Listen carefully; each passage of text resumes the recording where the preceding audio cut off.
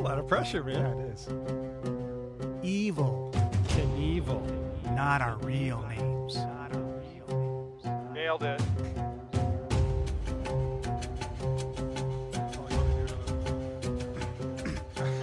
Oh, you want me to do my bit? Okay, here we go. Who are those guys? You're gonna love it. It's just a little independent. That might have been too much, man. Well, here we are.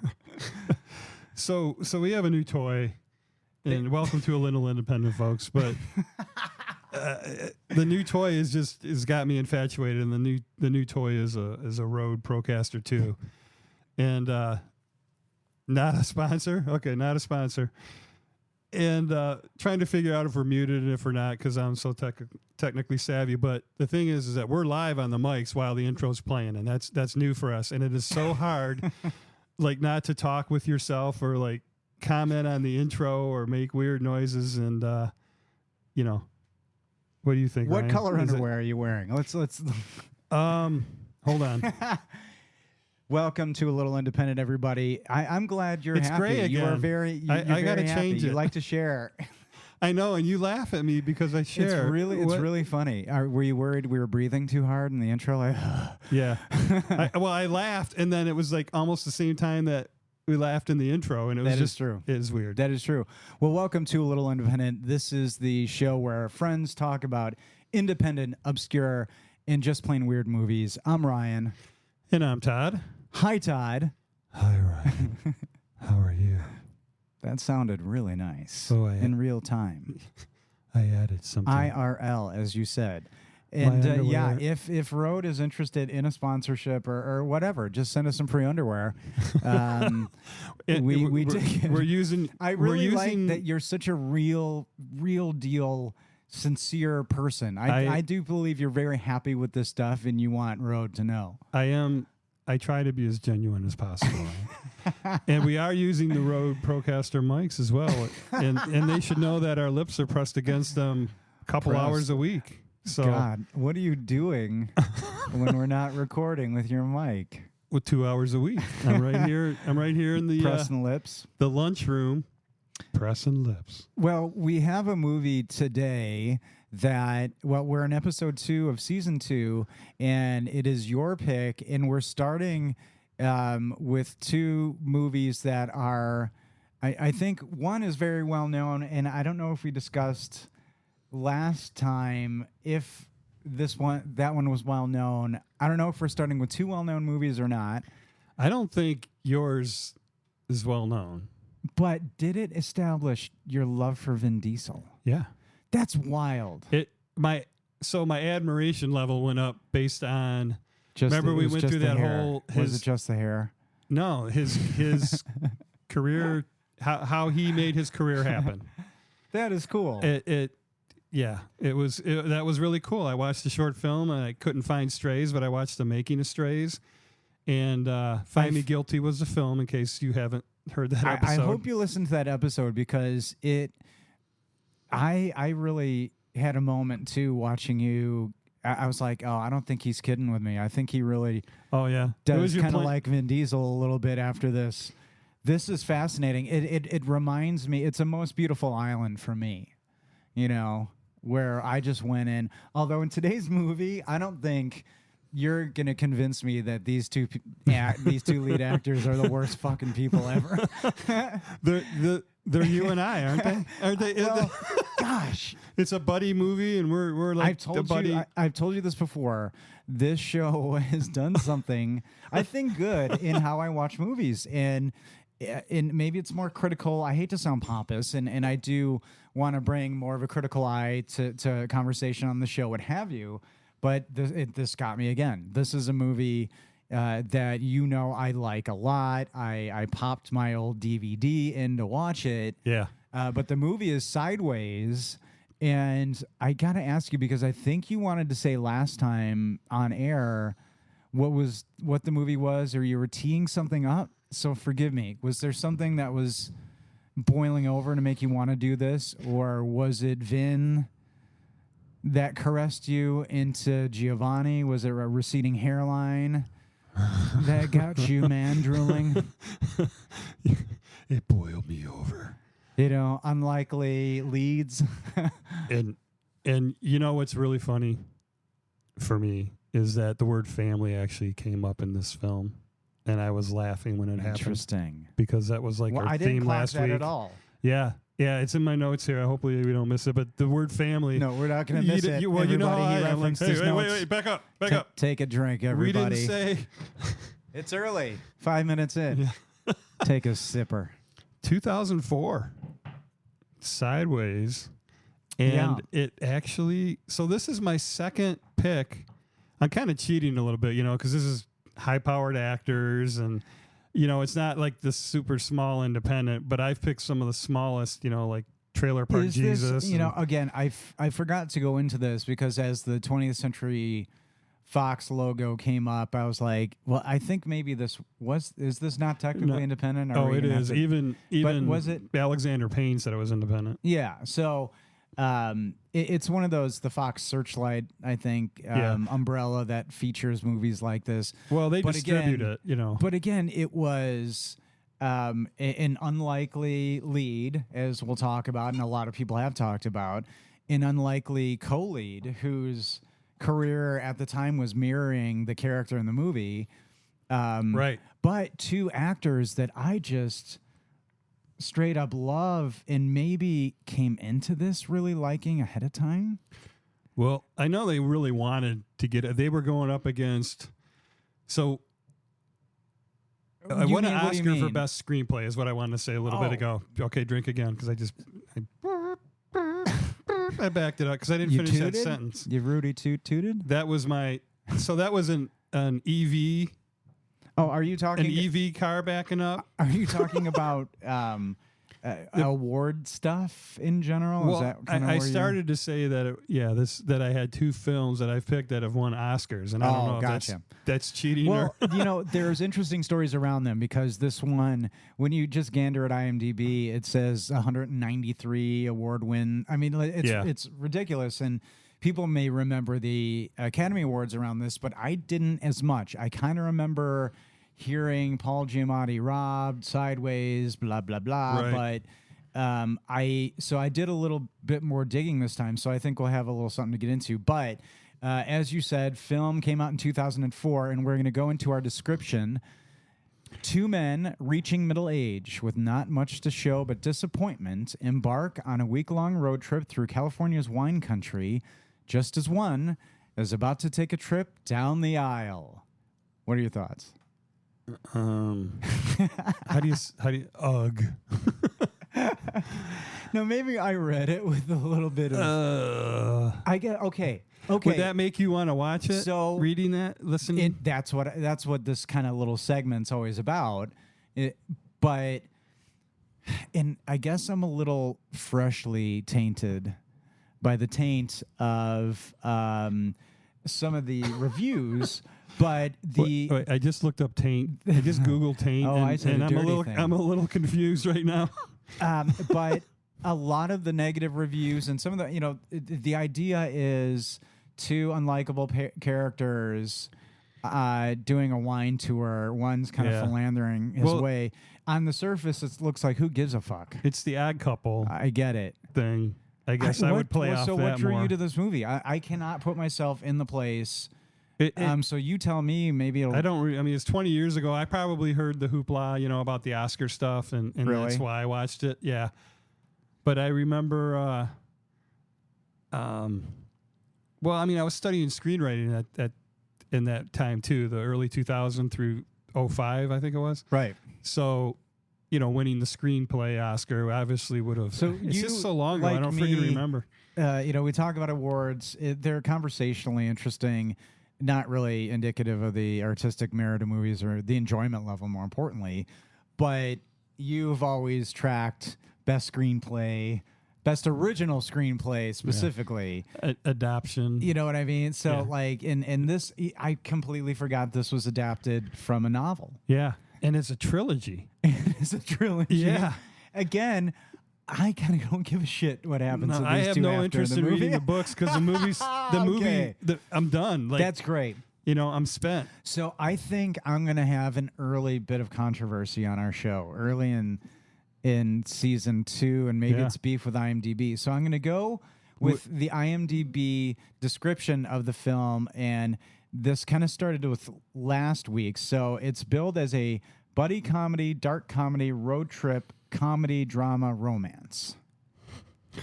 Now, okay, I'm going to jump to the controversy. I think because algorithms, right? Like, it's having to have more specifics for whatever reason. Yeah. It's probably so the machines eventually still know how to keep us happy and docile and asleep. I'm just looking down in this You know what I mean? large, it should be back. So do you think that's indicative of something like that? Like that sounds buddy comedy it's way overdone. Isn't okay. So There's like all these, it's like subsets of categories. So maybe we scrap this bit where I ask you kind of what you think it's a of how road it's trip built. comedy. How's All right, that? there you go. Buddy film. And it stars two future Marvel bad guys. That's funny. But it first stars Paul Giamatti as Miles. Todd, have you seen him in anything? I was thinking about this, and this could be the first movie I saw him in. Because I'm going through his filmography. Right. I'm like, no, I don't think so. I don't know. I mean, and then seeing things after that. But I'm not sure. I'm having a little bit of trouble. I may have seen him in Private Parts first in the Howard Stern movie. I think maybe we talked about this before somehow, or it was a conversation in my personal life in private. So is that like when? But he played the boss in Private Parts, and I think was saying, he credits Howard Stern with making his career because he got and he crushed. So he's been in a ton of stuff. Like, just what are your highlights? Just go like, what are your highlights from cool shit that this guy's done? Well, because he's done this movie's the highlight for me. I mean, interesting. yeah. Really? Second would be like an orange orangutan. An orange orangutan. Didn't he? Oh, wasn't that his voice in Planet of the Apes? That first one in the Tim Burton one. Yeah, that was him. Is that him? Actual, okay. I think it was motion.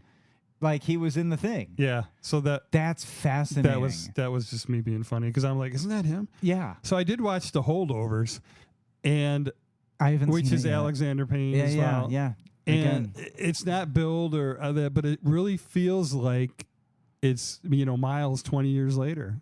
He is. That's what a lot of people teacher had said. in a college. Yeah. But he's, it's like it didn't work out with her. And then he got his shit together and followed his career path, but he still keeps to himself. He still gets walked on. I mean, it's a lot like him 20 years later. Well, the same year as Sideways, he was in a brilliant film called Paycheck with Ben Affleck. Oh, yeah. And my man, Aaron Eckhart. I love that movie. Yeah. I watched that. It's fucking great. It's fucking great. And so Jess was asking, I didn't know, has he ever played a psychopath? I could name times he's played a villain, including in a Marvel movie, but like a psycho killer, has he been off like the a leash? Buffalo Bill, Hannibal Lecter guy. And what would it be? Because as the villain in Shoot 'Em Up, did you ever see Shoot 'Em Up with Clive Owen? No. Paul Giamatti is such a great villain. He's having like loving conversations with his wife. I don't remember it distinct, but I remember this is one of the most chilling villains I've ever seen in my life. Yeah, because you can't tell, right? He's like everybody. I cannot think of a Hannibal Lecter. I think that's what you said, like a psycho. Yeah. But has he avoided it? Would he be great? I think he'd be great. I think he could play anything. I think he has played anything. He has. Do you know how many creds he has? No, take a guess. I didn't look. Okay, 124. Yeah, but again, we've talked about this many times. He has 84 episodes of Billions. Jesus. So in that 124 credits, only one of those 84 goes towards that. Yeah. So, you know, that's a lot. And my love for him as Jerry Heller and Straight Outta Compton is unparalleled. Didn't he play the same character Never seen it. in the John Cusack? Straight Outta Compton? No. In the John Cusack movie where he plays Brian Wilson, doesn't he play the doctor in that as well? No. I thought maybe he played two of the same characters. Anyway, Paul Giamatti is a star. He's fucking great. And in this movie, he was passed over for the Academy Award nomination for Best Actor. He didn't even get nominated? Or did he? Or he just didn't win? You know, I think maybe I have some info. No, he wasn't even nominated. Okay. He wasn't even nominated. So, that's why all the hoopla, is fucking bizarre. Yeah. Second build, Thomas Hayden Church. Jesus, Miles. As Jack. Jesus, Miles. My favorite line. Tastes fine to me. I like that. I guess that's his whatever gets him into the girl's pants. The whole parallel of their relationship. Nothing else matters. That's like the whole parallel for their relationship is Miles like completely freaking out and overanalyzing and being such a douche. Oh, so I'm Miles. And then and you're Jack. No, I think, you know, I overanalyze. I was going to say I hope I'm not a this douche all the movie is very personal to me because, you know, we lived in San Francisco. We spent an obscene amount of time in wine country because, no way. As I've told you before, it was obscenely cheap to do it. Really? Comparatively, because you're how long of a drive? Special about an hour and 20 minutes from Frisco to Napa Valley. Awesome, yeah. You know, that could be its own separate podcast, but like it was, it was fucking amazing, and it was so surreal because we got to be in this place. Yeah, I could use my hotel rate. Tastings were free if you're in the industry. I'm getting a little excited. So it was the cheapest weekend you can have in San Francisco back in the day. Did you go there? Did you go to the Hitchin Post? Well, no, all this happens south. See, that's the thing. This is well talked about, but the wine trail that all this happened is based on. There is a full like tourism site for it and all these restaurants, but this is way all south of there. So this is not Napa or Sonoma. Did you not know that? I thought it was Napa. No. Wait. There, finally. Whew, yeah, I don't think we did it last episode. It's entirely possible. We have to do it twice this one. That's what. So, no, this is a wine area that's like near Los Angeles. Oh. Yeah. So do you hate the fucking movie I think you now? go to Tijuana, turn left, and they not let you back. We're just going to quote the movie throughout like, the whole thing. Like, fella, we live in wine country, and we're sitting here in Michigan. So it's all what's unique about it. I live on the you know, I make a left in Garfield, and I'm 5 miles, and I'm in the vineyards. Exactly. Not even, yeah. So anyway, it's kind of a unique aspect of the story. I think it being, you know, very personal to me. Yeah. Because I look at this and I see, you know, you would see people who would do tastings and the snobs and when he covers his ear. Yeah. Like, what a fucking douchebag.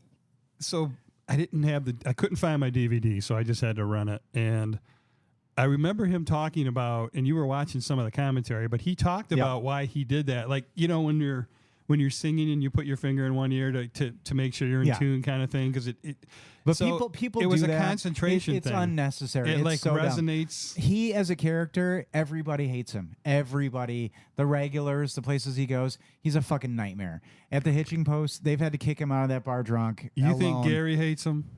Everybody hates him. He doesn't hate. Anyway, Gary loves him. How's your novel? We're gonna get to Thomas Hayden Church because I told you last time we started. I was in danger of making this an entire show about just the supporting cast, Thomas Hayden Church and Virginia Madsen. But first movie you remember Thomas Hayden Church in. And one is really, really specific to me because I love this movie so much. Well, again, I think it's this one, but two that stick out is Tombstone and Broken Trail. I got to say, it had to be Tombstone. It's Tombstone for me. That's the first one I remember. Yeah. Because is he the one that Kilmer winks at? Yeah. Yeah. It's definitely Tombstone. Very, very closely by Demon Knight. Tales from the Crypt's Demon Knight for the title. My son was so scared of that on HBO. On his nipples, like, oh, to Pantera, oh, my nips. You know the little Crypt skeleton that did the laugh. Yes, the Crypt Keeper. My son would run out of the room. No, it's not John Krasinski. Yeah, he was terrified of that guy. Really, I loved that show, and I loved. How about Broken Trail? No, so I was just going to say, Duvall. I am woefully underdone in the Thomas Hayden Church movie department. 3,000 Miles to Graceland. I love that. He's not huge in that, but I don't remember him. there's just not a ton. There's that one movie that he's in with the weird title you told me to see, where he's the doctor and they take the trip. Johnny Depp is in it at the end. Yeah. Oh, that's a good one. And then but we can't tell you the name of it. Sandman in Spider-Man 3, and that makes me remember working with the Memoirs of a Geisha crew. And I've told you this before. I had the scoop on his casting. Yeah. They're looking for a rock star that disappeared. Yeah. It's like one of them's a news reporter, but we just can't remember the name. But you'd be able to find it if you Googled that. And Johnny Depp, I think he's even uncredited. So he didn't want to, but I do have a suggestion for you. And I brought this. Yeah. He's grinning because Ryan and I have been kind of spatting before we started. We were kind of going at each other. It was fun. We were like, we were getting each other fluffed up for the show. Yeah. We didn't in a throwing jabs kind of way. Acid Man from 2023. You got to see that. So it's just him, and then his daughter comes looking for him because he's like a complete recluse. Really? And 99% of the movie is just him alone and or his daughter. It's like that's amazing. Yeah, it's a total character film, and I think it's his best work. I mean, awesome. He's the lead all the way through it. But he does a really good job. So, all right. So, I mean, in this, did he deserve the accolades? Was he, was it a moment in time like a John Travolta thing? Because again, he was kind of done with acting. Yeah. He was just doing voiceovers. So was it like, everybody's rediscovering how just great this guy is? Yeah, for sure. Because he's really, really good in it at being this character. I don't, Well, and Sandra Oh said that he's larger than life, and she said that's him. Really? I mean, not the womanizing part, but he's just and he's a rancher. He lives on a ranch. Wow. So Thomas Hayden Church for real? So he's got some Wrangler jeans. Well, watch him in Broken Trail. He's on a horse all the time. So yeah, you were talking about that. Bro. I've Broken Trail I have to watch? Yeah. Preferably naked? How aroused will Jess be? Because I think Jess, could kind of go for a Thomas Hayden Church type. He's naked in this movie. This is the one she should watch twice. That's right. His butt's sticking. What's funny is that, we'll get to that scene. All right. We've got third build, somebody that I have always adored. I can't even tell you why. If you're a product of the 80s, Virginia Madsen in the 90s, as Maya. We know her. She is just flawless. She's so awesome in this. I believe the word you're looking for is jammin'. Oh, man. Yeah, she is jamming. Dude, she's jamming. All of Jack's that chick? Different that chick. Weird euphemisms and stuff. All right, so I'm going to throw the Wayback Machine to you. Oh, yeah. What do you identify with her first? All right, I don't know if I saw it in the day, but years later, when you're looking for it, so she's known as the sultry, 80s vixen, almost not like a Shannon Tweed, but kind of. Not to me at all, and that's funny you said that, and I'm so glad you did. But she's known for that, and she was trying, had to work to get away from that. So her first movie was Class, 1983. And I don't remember her in Class. Well, call me when you have no class. When you have no class. And that's the Rob Lowe, Andrew McCarthy thing. Well, I'm gonna do all our fans a favor on this. At least, Virginia Madsen fans. No, the Mad fans. The Blind Spot. She's in the Blind Spot. 1990 with Jennifer Connelly. and the Marlboro Man himself, Don the Dragon Wilson. Yeah, Johnson. Don Johnson. Don Johnson is the lead male. Don the Dragon Johnson? Was that what you were going to say? I was trying to get. Isn't that funny? No? Okay. That's weird. No. Well, that is in the title of our show. Weird. Fascinating. So, and also Dennis Hopper. I go right to Candyman. Like, I saw that in the theater. Oh, yeah. Scared the shit stains out of me. So she's in the remake as well. Yeah. And, then I go back and realize that she was in the opening of Dune, which, the 1984 version that I really, really like. And, again, I have not seen nearly enough that she's been in. Like, in a mocking way, I watched Highlander 2, The Quickening. Well, you got to watch The Blind Spot. She plays like a Fatal Attraction kind of crazy. Right. And then you got the little 19-year-old Jennifer Connelly, the innocent that Don Johnson's all over. Yeah. You got to watch Haunting in Connecticut, that was really scary. I like that a lot. She was just, she's somebody I'm reminded that was in the number 23. She's been in a lot of tense stuff. She's been, I would ask in the other way, and like associating with her brother, rest in peace, Michael Madsen. Has she ever been in anything like hilarious? Well, I'd like to see Sideways her. Is definitely. I'd like to comedy. See. Okay, I was depressed yesterday. This is a depressing movie. I'm just going to throw that right out there. No, there's a depressed character in the movie. Everybody is depressed. Everybody is in a shit spot. Because it's sadder than Jennifer Lawrence in Winter's Bone. The ladies are the realest characters in this because they're the most honest with themselves. But I wrote like a lot of times, and the big thing that stuck out for me this whole time is just built on a lie, happiness or normalcy on a lie. So it's just Jack is more comfortable with it than Miles is.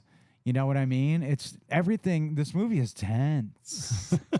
tense. If you really like let it get in to you, let it like slip right into you, Todd? If you let it really get in between get in your crevices. Like a Sandra, like he hits Sandra Oh in this? It crevices. Yeah.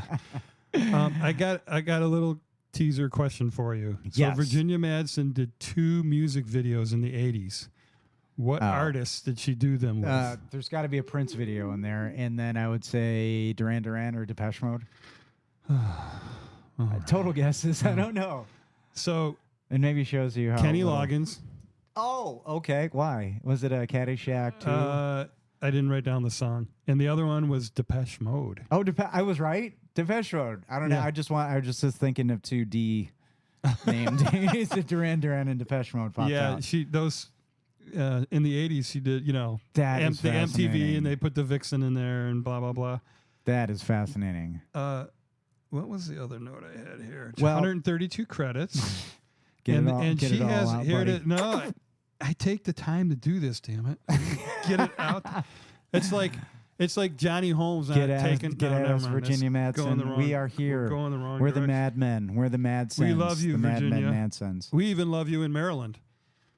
Oh, hit the rim shot on that. We have special effects on this board that I would immensely overuse, but he won't let me go. There's like a cage around it, like a steel trap, like if my hand goes near it. What else about Virginia Madsen? Please, my nipples are getting hard. When you watch The Hot Spot, you're going to, Ooh, I'm having a hot spot right now. All right, so her favorite director and movie, this is going to take us back to the last episode of Find Me Guilty. Of hers? Yeah, Sidney Lumet. Sydney. I am on beer too, so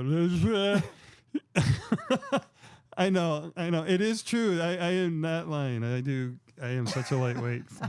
Plus, I'm getting a lot of secondhand ganja in the air down in the lunchroom. It's thick down here, like a knife to cut through to get to the mic. It's a poor carpenter who blames his tools, Todd.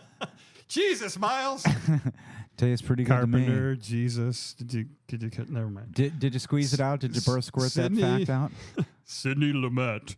Lumet, yeah. And I mentioned Network last week as well, but that's her favorite movie, and I just thought, hey, that ties us into last week. Yeah. And one last cool fact about her. So she did a movie in the vineyards, right?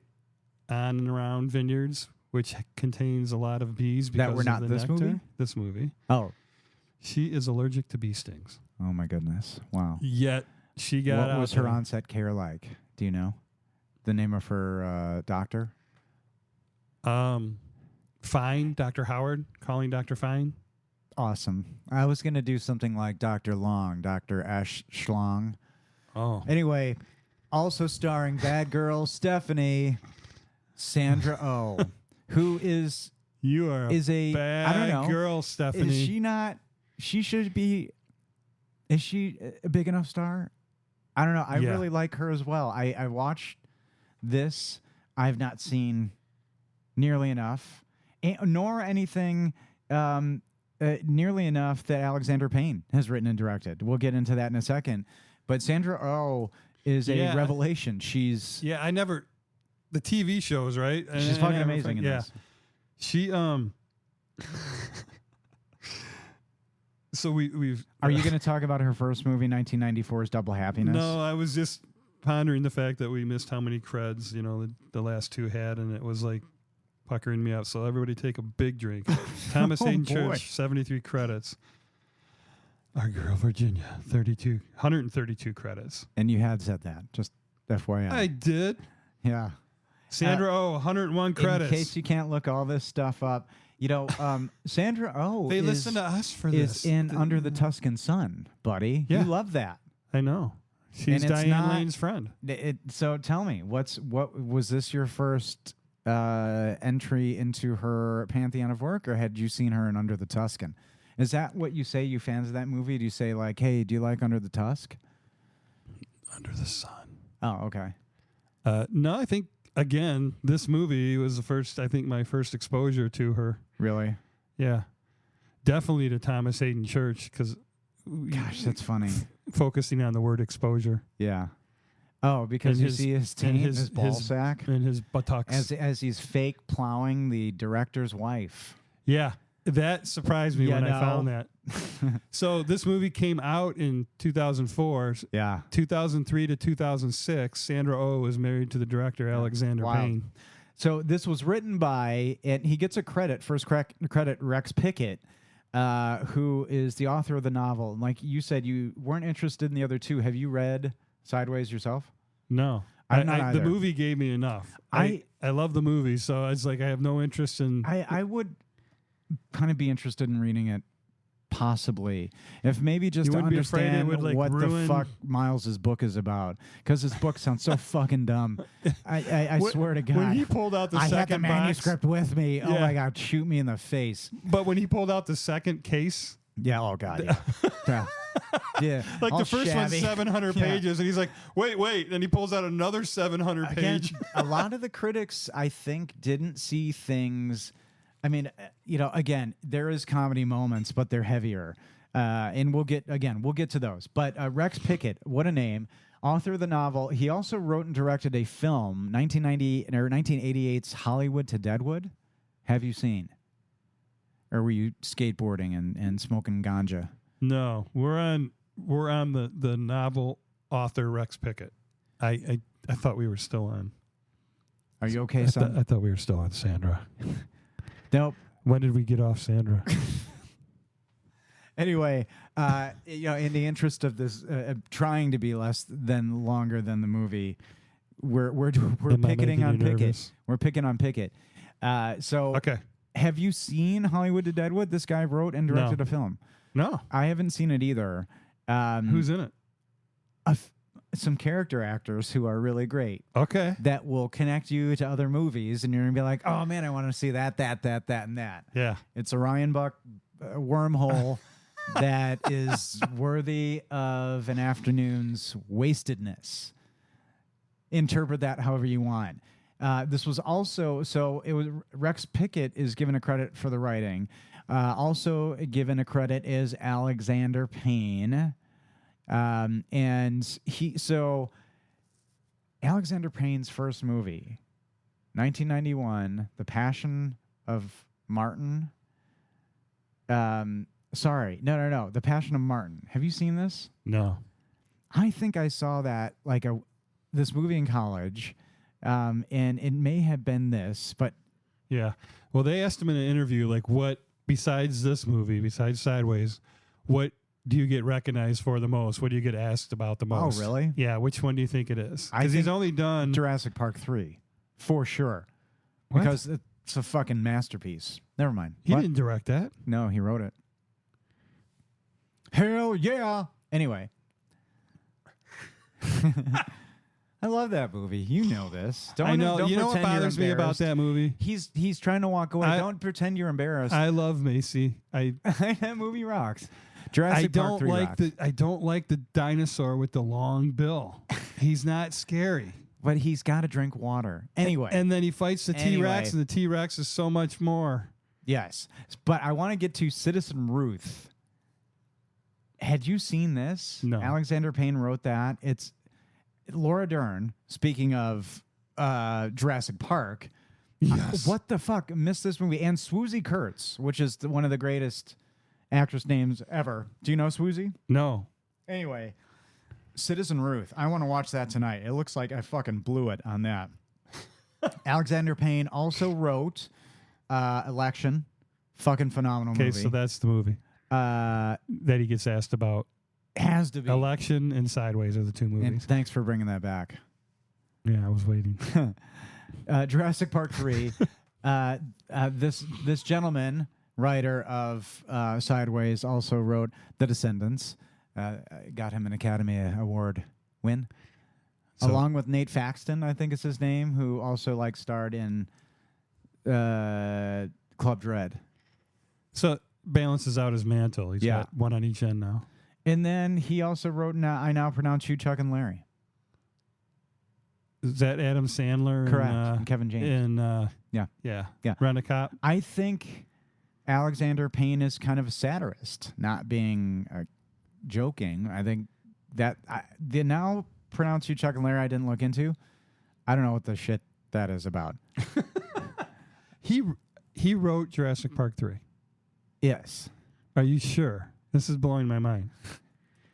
Well, we could fact check it in a second. If during we can't. Anyway, also, I want to get into this because this was also written by Jim Taylor. I can see if our research department can work with us. Okay. But also written by Jim Taylor, who seems to be a writing partner of Alexander Payne. But Jim Taylor wrote the My Secret Moments segment of a 1991 softcore Playboy porn movie called Inside Out. Wow. So they scooped Disney. He wrote it's a segment called My Secret Moments. They write screenplays for those? Yeah, it's a 1991 Playboy porn, softcore porn called Inside Out. Fuck you gonna do, Disney? Boy, was I on the wrong track. I mean, geez, right? Jesus, Miles. Jesus, Miles. What was that, 3 times now? He's pretty good to me. Yeah, how about that? So Jim Taylor. Yeah, thanks for. I didn't research him at all. That's cool. Yeah. And directed by, and we're gonna get to a couple other movies, and I'm just gonna Alexander Payne. Okay, I never saw About Schmidt. I never saw The Descendants. Never saw Nebraska. Didn't see The Holdovers. Nebraska bored the hell out of me. I don't know why. Okay.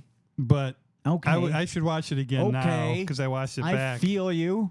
But I remember watching that and I'm like going, oh my God. Okay. I did see About Jack Schmidt. Nicholson. And it's a real downer of a movie. Yeah. There's a scene in there. So this is what I remember about You're Schmidt. Confirming is his complaining about that his wife or his ex-wife used to make him sit down to pee so that there wouldn't be any splash.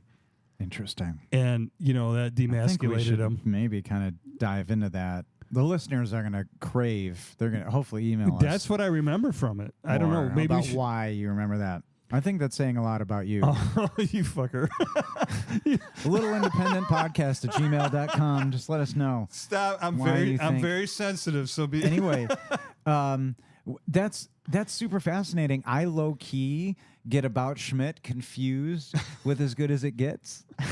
That's what you remember from this movie? I don't know why. The one you didn't see? You know what I mean? So say that again, please. About Schmidt, Yeah. I get confused with As Good as It Gets. Oh, You know what I mean? They are night and day. I know, movies. but Yeah. just conceptually, so I think I don't see two super. And then What I forget if about Schmidt. About Schmidt. What if? Yeah. This is As Good as It Gets. The Descendants looks depressing, like you said. Nebraska, depressing. The Holdovers, I'm mildly interested. But do you want to know something else, Todd? Alexander Payne also directed the My Secret Moments segment of the Playboy softcore movie 1991's Inside Out.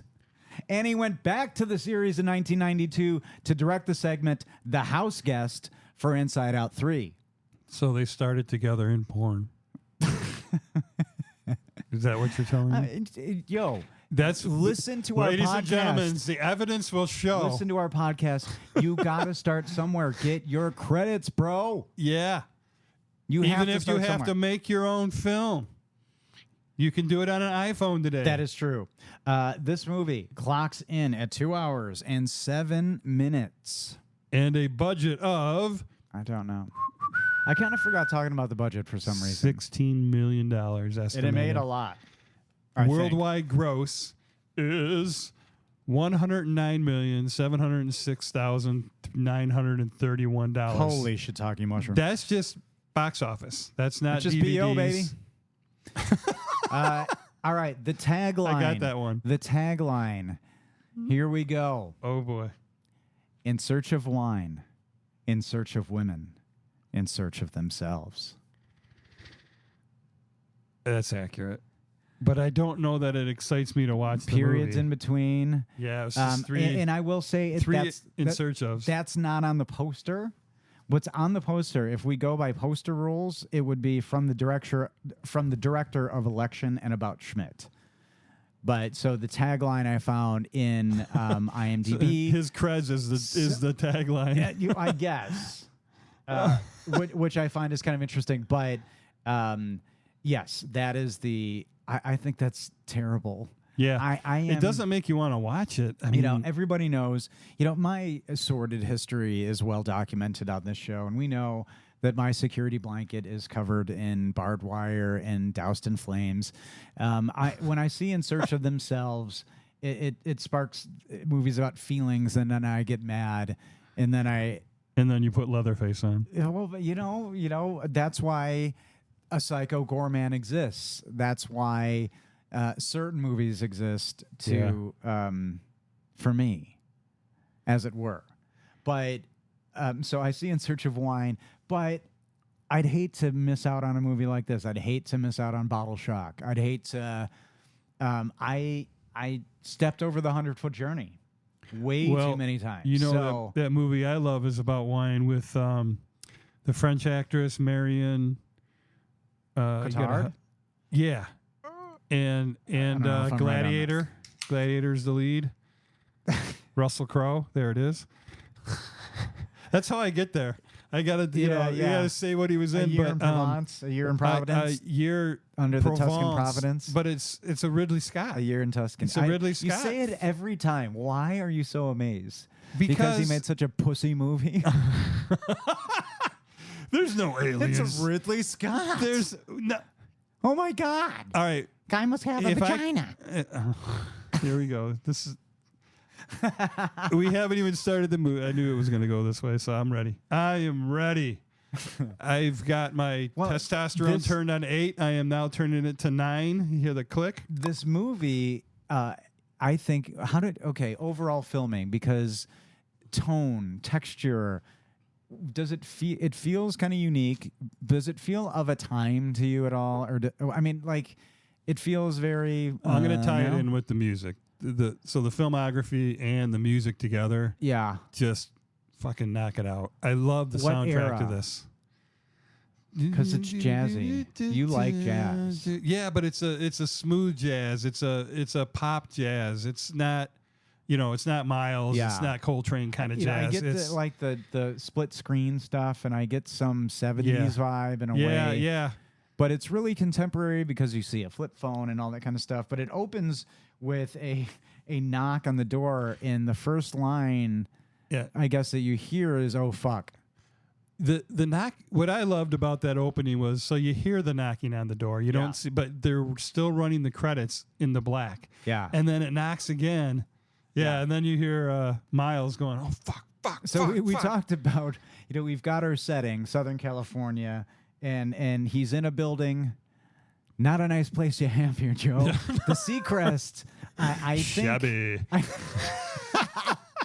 It's a place that if you welcomed me in, I would take a full jar of mixed nuts, open it, dump it fully on the couch, lift it off, and just eat from the pile. Yeah.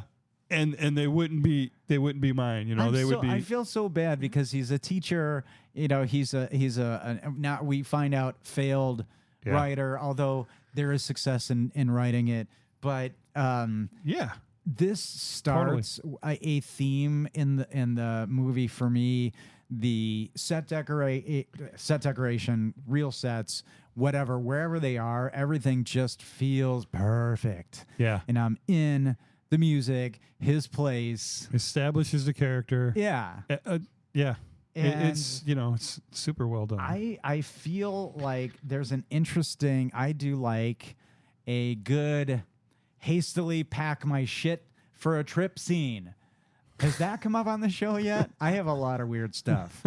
So has that come up yet? The sound, like your sounds of chewing and sounds of phones hanging up. There's a lot, and there's not, surprisingly, there's not a lot of mouth stuff in this. You'd think there would be, and I definitely think if there's not, there could be a culinary trip. That's got to be part of the whole thing. But for some reason, I felt like being an anarchist. I'm like, fuck the wine. I'm going to focus on all the food that they eat. So I maybe made some notes on like a suggested dinner we could have had if I was a classier motherfucker. Okay, but I'm not. Because I did the obvious, like with the wines. No, that's good because I did. I wrote down some of the wines. He's supposed to be somewhere at noon, but he hastily packs his bag.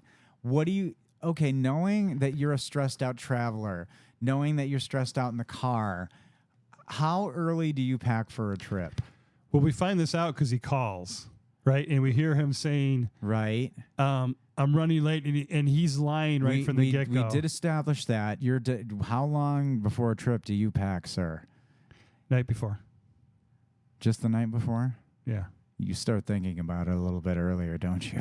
I think I already know what I'm going to pack, yeah. Yeah. Yeah, and usually there's a risk. The idea of just throwing a bunch of shit in a thing and closing it up, you see it in so many movies. I want to do it just once to see what happens. Well, just like, aren't you going on? You're going on a trip tomorrow, right? I should do it. Right? Just like, throw stuff, because that's my style. Tell us how it works out with the family. I don't know. It just kind of really gets me. But what gets me the most is he's supposed to be summer. Hasty packs. Yeah. Stops to take a dump. Well, just before that comes, and this is going to tie in. This tie-ins the last week. Remember how last week's movie was outlined for us, and I was so excited because they outlined the entire movie by the days of the court dates.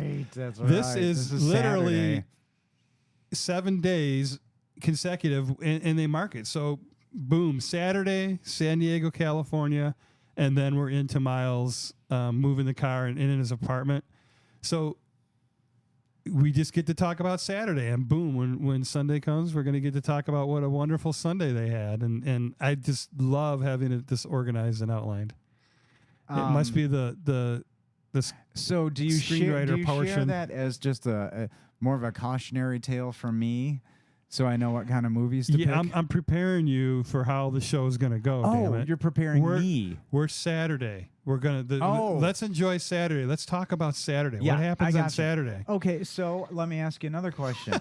You're supposed to be somewhere at noon. You're a high anxiety individual. Do you stop to take that shit?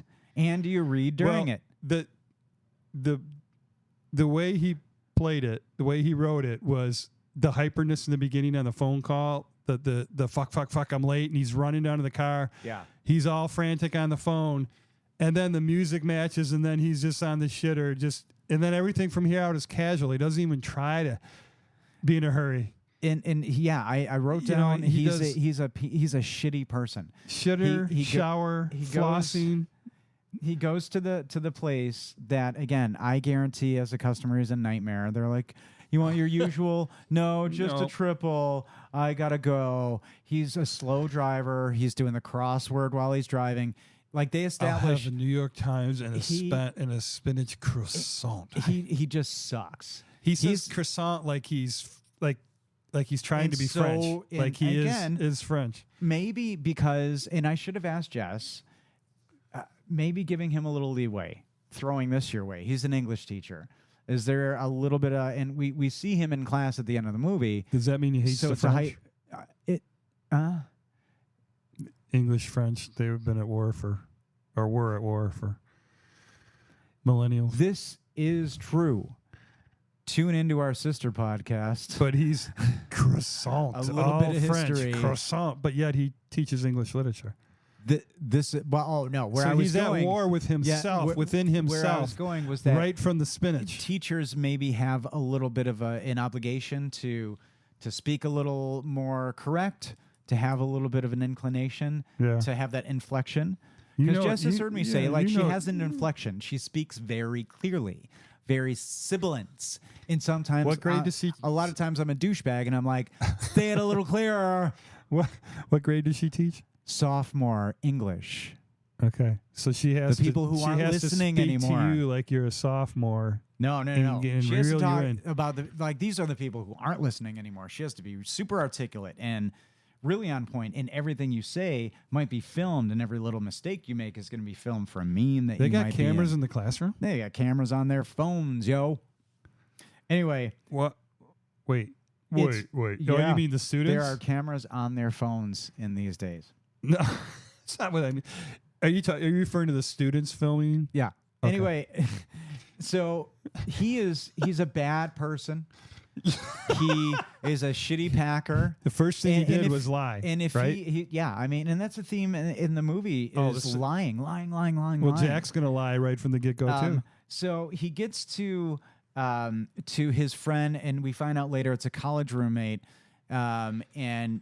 So how about the house? Holy shit! So there's a lot more mauve than I expected to see in 2004. The doors are like 18 feet tall. It's a fucking mansion. That was a Tudor mansion. If we're going to the LA Story Steve Martin bit. If we're going to the Brits, this is a huge door.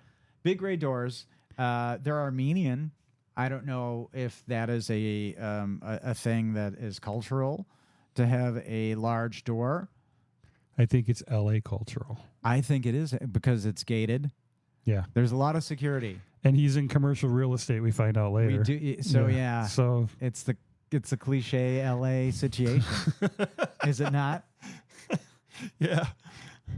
I think it's really fascinating. And so you see an interesting dynamic. You see a family that's clearly known, or that's very fancy. Yeah. Miles is known to them. Hey, they know Miles. Yeah. Yeah. And that's where I think you go to Tijuana, don't come back. Yeah. I think it's pretty cool. And so how about the foreshadow right from the beginning for Miles when Christine, which is Jack's fiancée. Oh gosh. Yeah. Wants him to try the cake, the white or the dark. And then he says, if pressed, I'd have to go with the dark. Yeah. And then immediately Jack goes, told you. Which, is his character throughout the whole movie. Yeah, like, don't go to the dark side. That's an interesting. That was a character setup. Yeah. I never thought of it that way. Oh, yeah. The writing's full of that. Like, there's tons. It's foreshadow and not never ending. You have to. And you get a little insight into Jack's life. Like, here it is. And, I guess, man, I don't know. It's hard to care about these people. They're bad. I'm watching this movie for the 90th time with my wife. Like you gotta end up liking them. No, I don't think. Well, I mean, we'll see if we Most Beautiful Island this, I guess. But yeah, they're pretty bad. Well, I like the movie. You didn't like Most Beautiful Island. The Saab, the red Saab. I didn't realize what a character that car is. Yeah. I didn't realize it was a Saab. I think it's a Saab. But it's like when was the last time you thought about Saab?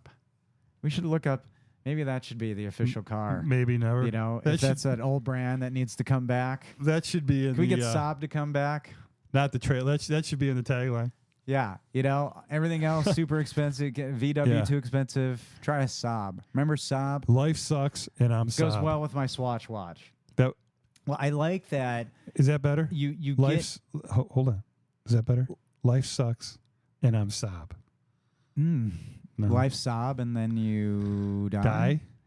And then you drink. Well, drinking is definitely a theme for this movie. Now, did you drink during it? Were you?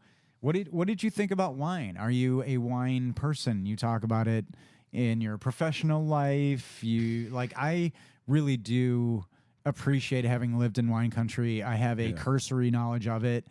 But I get the pretentiousness, and that's not for me. So, but I also get and dig knowing a little bit about it. Yeah, it's interesting, and it's cursory for me too. I mean, really? Yeah. It makes you want to drink wine. It makes you want to experience these places. And I will tell you, when we go on the tours here, a couple of them, when the wine tasting is when they tell you how to taste and look at the color and all that stuff. Yeah, it's the same. I mean, that was real. Well, Miles is hungover from a tasting. He's in the car, and I like how they, again, they to your point, establish the relationship. He's got a 92 Byron. He pulls it out, and Jack just opens it, and he's like, "Damn it, I was saving that." But they've got real glasses in the car. They're doing some roadies. But that's that kind of like Jack's impulsive. Jack's going to try it now. And Miles is trying to stop him, saving for a special occasion. Jack, no, Jack. But, okay. Half of it gone. They're having fun. He is. Jack is. Miles is like. But he's got to drive. Stressed because what is 92 Byron. This is true. I guess that's good. I think so. Again, not a connoisseur, even though a couple of the names did stand out to me. It's like, oh yeah, that's good. I know that. Opus 1 I know is definitely very good. Well, in high school, I would buy Boone's Farm for $2. Oh, how's that? You drank 13, 14 of those, and you get a little buzz going. No, one bottle, and I was at Rocky Horror throwing rice. Lucky, for tanked. You. I've always been a lightweight, I guess.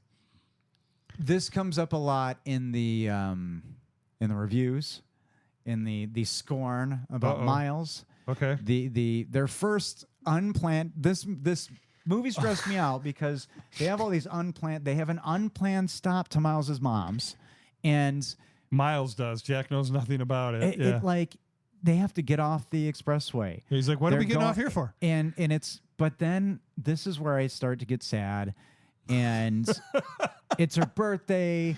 They get into this little townhome. Yeah. He's hastily putting together a card. It's a thing of flowers and cellophane from Walmart with the like a Walmart-ish place. We've all been there. The tag is still on it. We've all been there.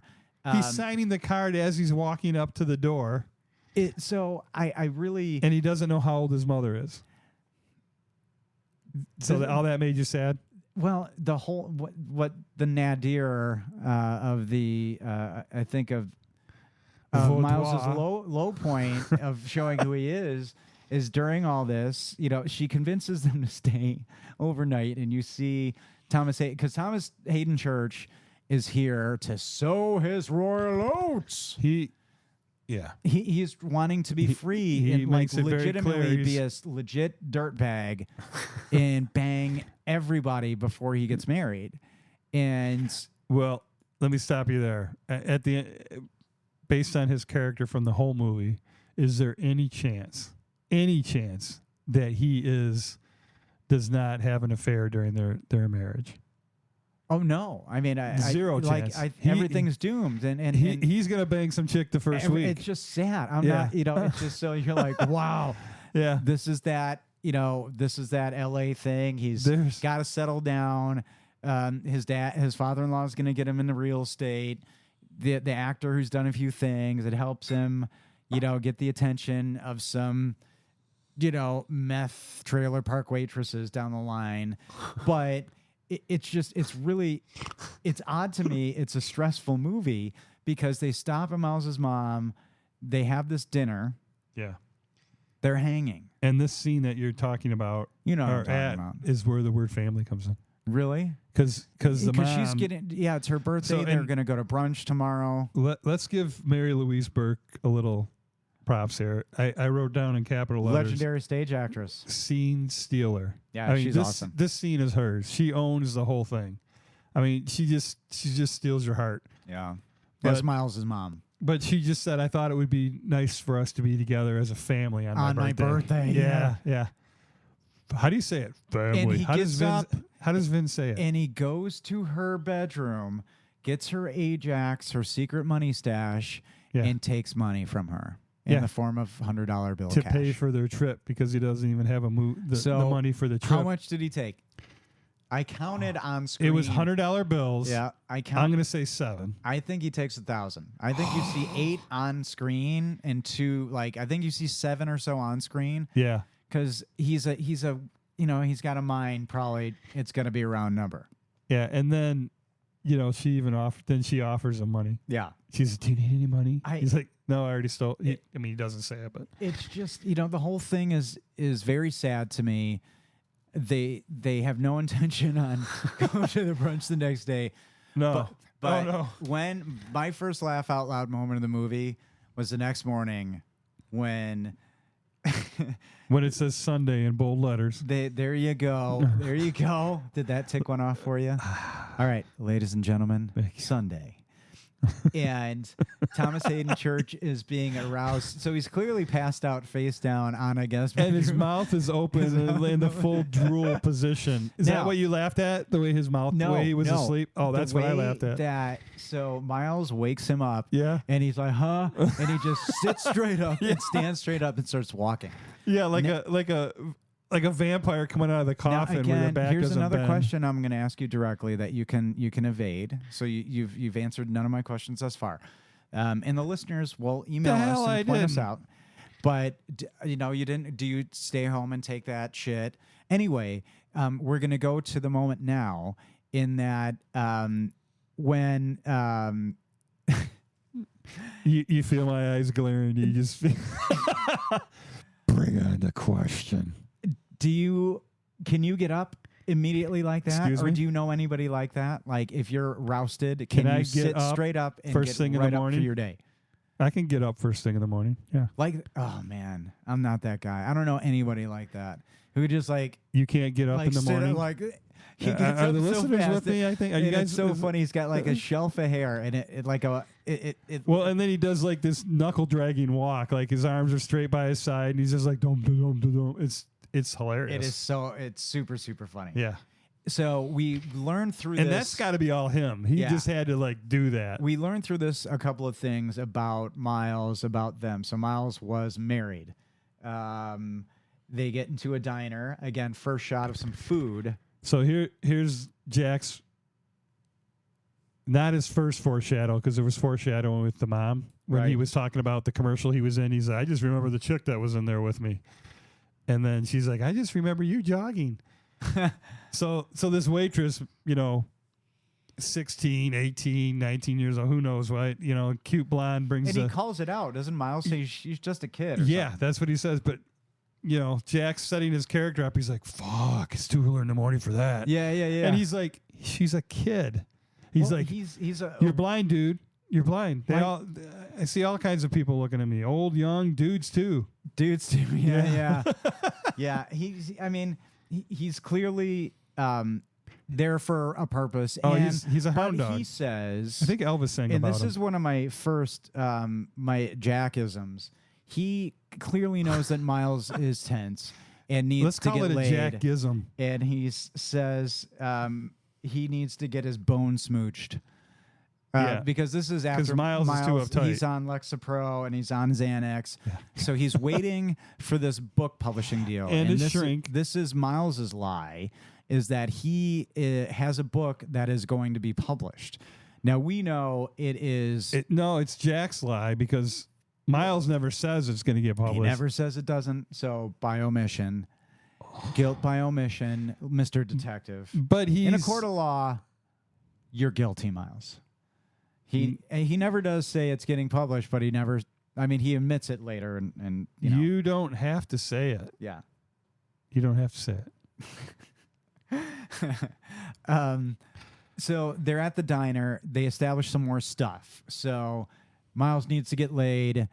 Jack is going to lay as much pipe. Is that an old terminology? Do you get that one? He's going to lay a whole ton of pipe. Yeah, bachelor party. And that's what we're having. And Miles has crafted, though, you're going to love this. Miles has crafted a very organized, wine tasty, golf, some male hot tubbing. There's some stuff that's planned, and this is going to be wine and bonding. Yeah. So 2 divergent plans Yep. is not set for success. Nope. This would be if, like, you and I took this trip. It'd be fucked. One of us would end up in jail. Because I don't know. I just like the idea of us on this trip. Because when you get remarried, I want to be there. Because and Miles is the best man. I think it's relevant. Miles is the best man in this wedding. So it would have to be one of the ladies in our movies, you know. I mean, who could get me to the altar? So, let's see. Another thing I'm obsessed. I got to obsess over obsessive details in this movie. Yeah. The locations, the Windmill Inn. Even before that, they're at their first tasting, and this is where. And that would be Sanford, California. He plugs his ear. You know, like this is where you learn how to taste. I hate how they treat Chardonnay in the state. I think it's one of the lines. And you're like, oh my god, super fuck detail. This guy in his face. But one of the funniest lines in the whole movie happens here. Oh, really? What is it? Are you chewing gum? Are you chewing gum? So after all, I mean, you have to see it. They go through all this stuff about tasting, all these details, and what to do with the wine, and how to do this and all that, and it goes on, and then friggin' Jack is chewing gum, so he can't taste. Yeah. But when he sticks his nose in there, he goes strawberries. Yeah. He doesn't smell shit. Yeah. He's just like, whatever. Strawberries. And it's a cut right after, like, are you chewing gum? Yeah. Cut. The Windmill Inn. So this is the hotel. I love the hotel room. There's what town? Do you know the town? You know what city? Is it relevant? It is, because I have some that town. beautiful. I'm going to say it wrong. Buellton? Oh. Bull-E-Ton, California. And you said Windmill Inn. Well, so look at you. I've crushing it for Buellton. I got to. What did I do to piss you off? You paused us for this. Why? What did I do? Did I petted the dog. Are you mad because Ramsey likes me better? He does. He's depressed when you. Yeah. So I looked up the Windmill Inn. Yeah. It still exists today, but guess what it's called? It's got a new name. Oh. Take a wild guess. What would you call the Windmill Inn that is known from the movie Sideways? If it's the Sideways Inn, it is. Oh god. It is. Well, you know what? And That's what not room a bad number? thing to do. What room number did they stay in? 224, 234, 234, and that room still exists, but you got to pay a premium. Yeah, again, and they're modernized. They got flat screen TVs on the wall, because these look like rooms from the 70s flat right now. Flat screen TVs on the wall? Well, you saw the TV and that they were watching. Well, geez, the one in the 2004 film didn't look very new to me, Todd. That's my point. They but a flat screen it. TV now? I thought we could do an in-air ad for no, I'm what just do they call tired of you being a dick to me. I've just had enough. See, this we are on the road trip together with this movie. I told you we couldn't do it. We are living it live. The room is real? A set? Yes. It's got to be a real room, right? That they I can tell you the Windmill / Sideways Inn exists, and room 234 exists, because one of the reviews said they stayed at 134 right under Jack and Sandra well, Oh. Jack, he... Get it right under Jack and Sandra Oh, because that's where they do it. In the movie? In the movie. Yeah, they sure do. They do sure have intercourse. Those were real people that wrote the review. Oh, gotcha. Awkward. Awkward pause. You know, maybe I will get to those sound effects at some point. Jack thinks he's making a mistake. Okay, so they're walking down the highway to their next destination and talking. And Correct. And yeah, Jack says, "Do you think I'm making a mistake marrying Christine?" Right. And Miles is quite taken aback. This is true. Yeah. Because he's divorced and doesn't want to be Yeah. divorced. The hitching post is I think, is it the hitching post 2?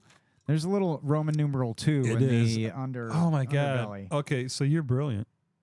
I just learned that today when I zoomed in on the sign. Because the website You can says... see it normal. I saw it normal. I did. The website... No, on the picture on Google. The website says hitching post 2, and I'm like, is this the same one? Because it talked about sideways through the whole thing, but the sign actually has a Roman numeral 2 on it. Yeah. That's what I saw this time. See, you're the Starbucks in the friggin' Game of Thrones guy. Here's the line. Okay. And here's where I think this guy's a shitty... He's the worst. Because Miles is like, he's like, so the poor hitching post people. And it's remarkable to me that Maya is as kind to him as he is. Because, he's like, this is my office when I'm here. And I bet, he hangs out there all the time. Well, he's pretentious. Are you talking about Gary at the bar? Yeah, Gary, the Samoan or the Japanese Russian. I think if you listen to a little bit of the commentary... If you listen to a little bit of the commentary, I'm just trying to, get us out of our funk. Now, the Japanese Samoan, any bartender has this guy to deal with, right? They're not the most pompous-y, well-to-do place. They got whatever they got. This guy comes in. He says that the wine that he served at this bar, which can't be that fancy, he calls it tighter than a nun's asshole. They make it sound like it is fancy, like they make their own. Well, they make their own wine. Yeah. Here. Okay, there is that. And that line. Did you laugh? But it's a family. He says, "What do you think?" This guy's a nightmare. This guy's a nightmare everywhere he goes. Everywhere he goes. But you don't expect that comes out of my. We don't expect that line from Miles, and he's like asking what he thinks of the line. No, I think he's just a douchebag. He could have said one of those nice things, and he decides tighter than a nun's asshole. How? I don't even. You know what? We could get into the logistics. Yeah, of that. I was gonna say what makes it tighter than the introduction of Maya. She's a waitress at this restaurant. She's known to Miles. Yes. And her intro scene is great because she's not their waitress. She's not assigned to their table. In the distance, serving but she's a table. seen by Jack, and Jack predatorily just zooms in on her. Who is that hot lady? Look at that chick. And that's Maya. She's married. And do you really think he's unaware that she's not married? So in that scene, Maya was wearing a ring. She was? Uh-huh. Interesting. Yeah. Oh, is it? And but then it when is she goes to the bar afterwards, the ring is not there. They actually, So no ring, because Jack says, didn't you see it? No sans ring. Isn't that what he said? That means because no? He said his fiance worked at some high-end place and would wear an engagement ring so guys wouldn't hit on Would her. you like to know the name of that place?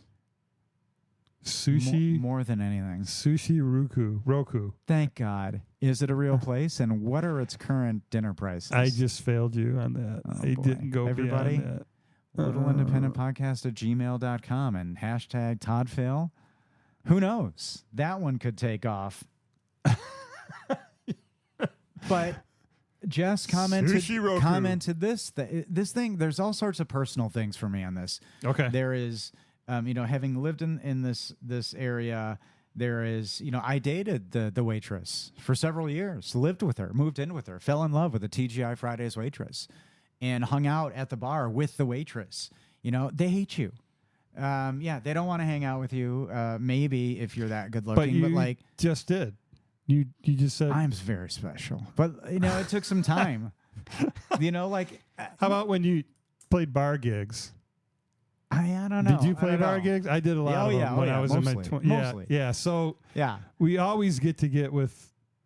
I guess there was that element. You end up at the drive-in with them. You go out on dates with the so servers. I was the man catch for you're in the band. Yeah.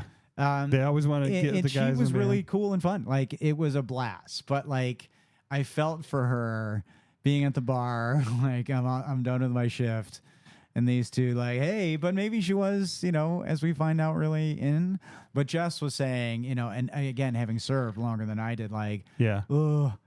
Well, she knew. Everybody she knows Miles, and they know about his novel. It's like they're friends. So yeah. she's kind of he's willingly into it. He's one of them, and she's like, "I'd like to hang out," and Miles is like, "No, let's go back to the room." No, well, Miles invites her over. Would you like to join us? So he starts it off, but she wants to take it, and then she says, "What are you guys going to do tonight?" And then that's when Miles says, "No, we're going to go back to the room and crash." Yeah, she's looking to party. And then, so this is one of my faves when they're walking back to the hotel and Jack goes off on him. The girl's looking to party, and you say, "We're going back to the hotel to crash." Jesus, Miles. That's where he says it. That quote we've been saying throughout the whole podcast. Yeah, thank you for waiting for that, Ryan, because you were like squirming in your seat. I get you. I was slowing you down, Secretariat. Monday. Let me talk to you about restaurants. Monday. Solvane. That's a known restaurant. Oh, I see what you just did. You called out the day. Right. We're on Monday. I thought you were talking directly to me like Monday we're going to go do something. Now, this is where... See, we're in the movie. Miles and Jack, they have their split. Like, they split from this point on in the movie, kind of, right? Well... Yeah, this is when it's funny, but Miles like has had enough of them, like the whatever. But yeah, and Jack says, "How did you get Solvang restaurant?" Solvang, I just wrote it down because this is when I was on my food tour of. But how did you know that's where they were at? Because it's on the menu. You can see it on the sign. That's what I got. It was on the menu. I paused it. I'm trying to be. This really matters. I'm trying to be like you because you caught the Starbucks coffee. Oh, geez. And I'm like, how did I miss that? When I was my first time through Game of Thrones. By the end of season 2, I think we're going to have worked out a lot of things for you. You can also listen back to these, and you're going to hear them for yourself. It's unbelievable.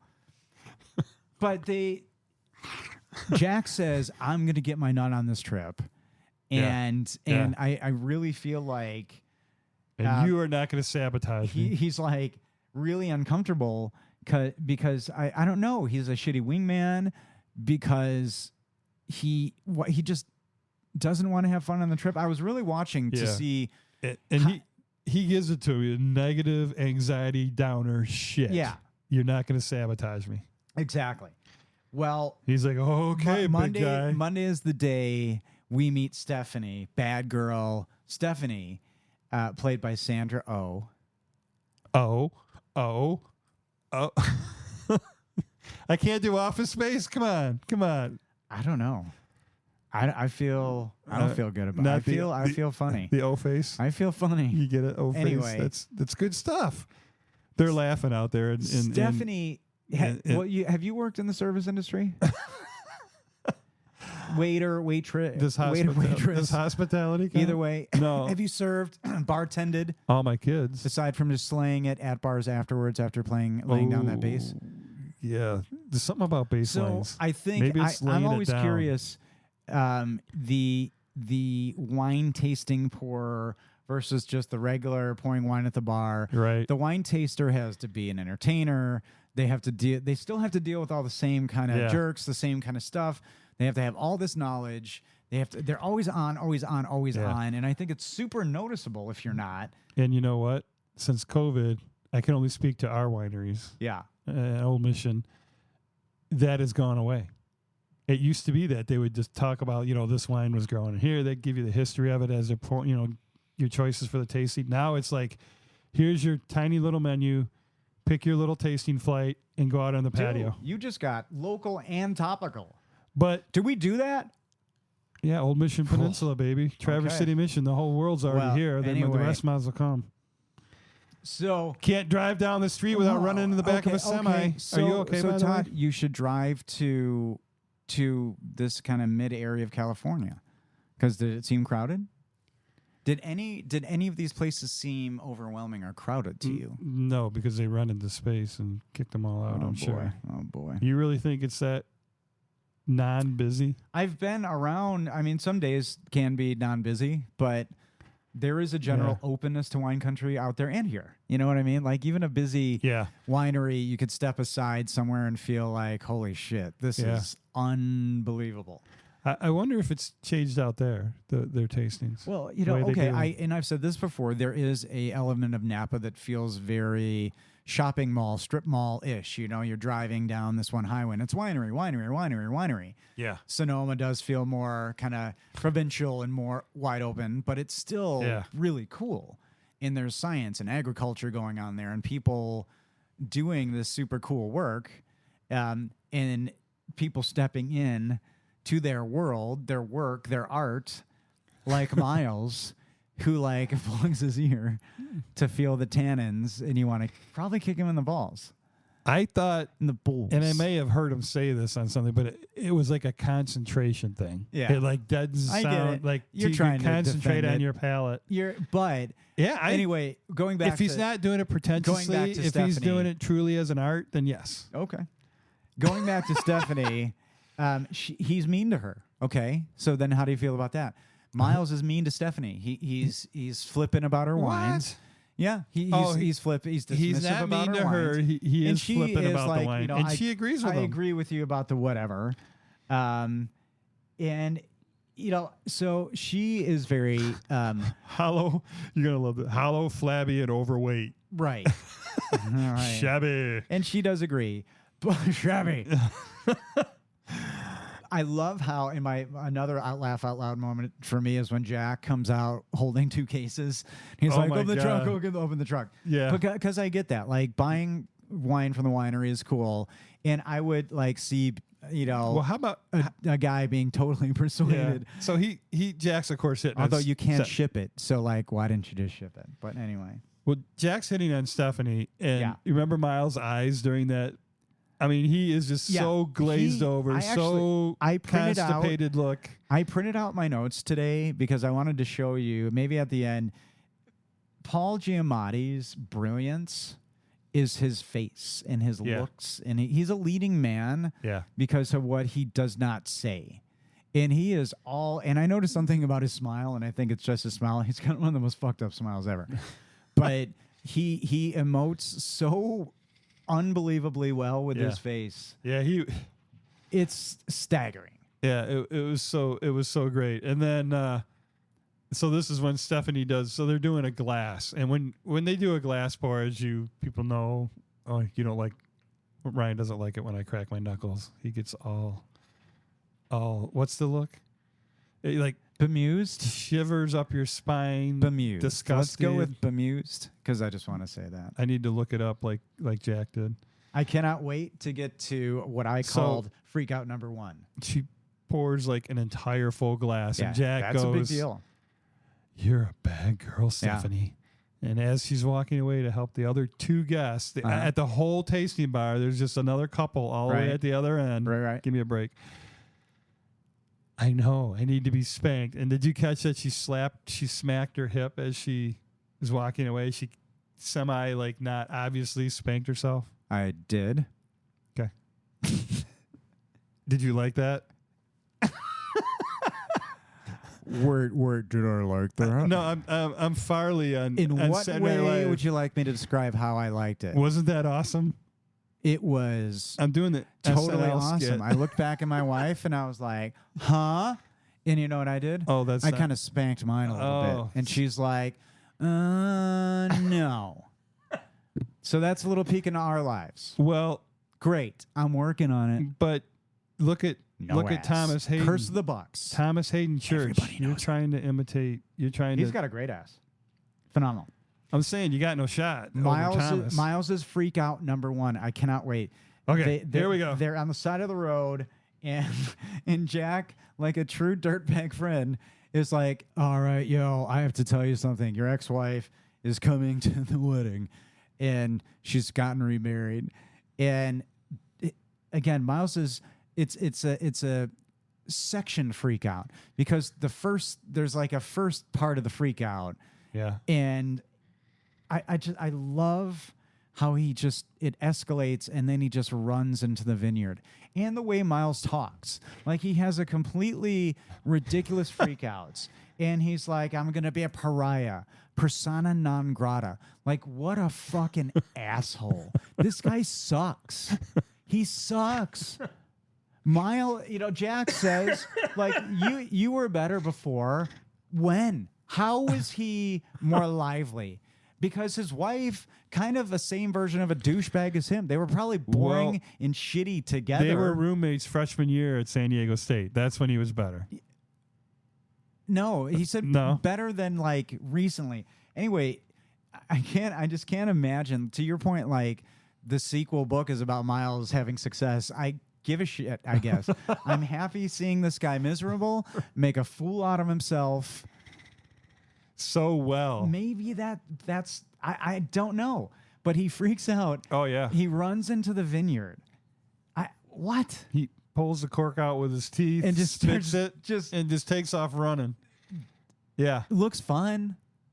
No, it's a freak out. Looks like it's a complete stuntman emotional, but they didn't use the stuntman's take. They thought it was better. Yeah. Oh no, that's when they ran down. Is that when they ran down that hill? Yeah. Oh yeah. Okay. Yeah, absolutely. And so this is previewed by they're going on a double date tonight. Yeah. And this date is I guess Stephanie knows Maya. Stephanie knows Maya, and they go on a double date, and I just wrote Miles is set up to fail. Everything about this, he's set up to fail. Ooh, I got it.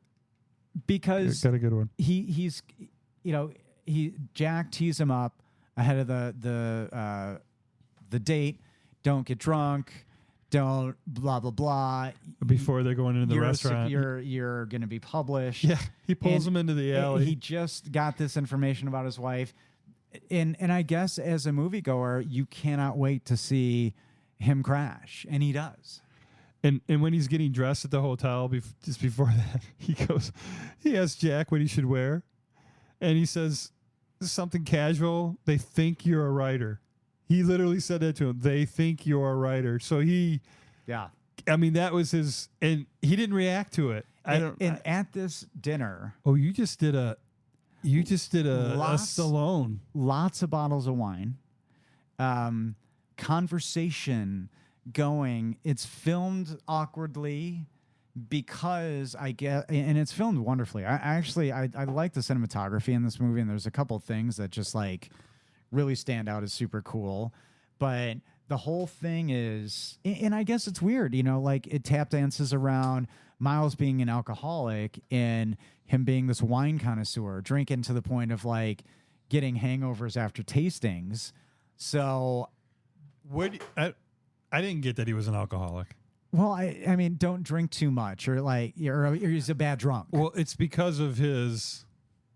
When he drinks, he goes to the dark side. Yeah. He says that's one of the lines, going to the dark side. Yeah. That he gets super, because he's already a negative guy. So when he goes to a payphone and he dials his ex. Yeah.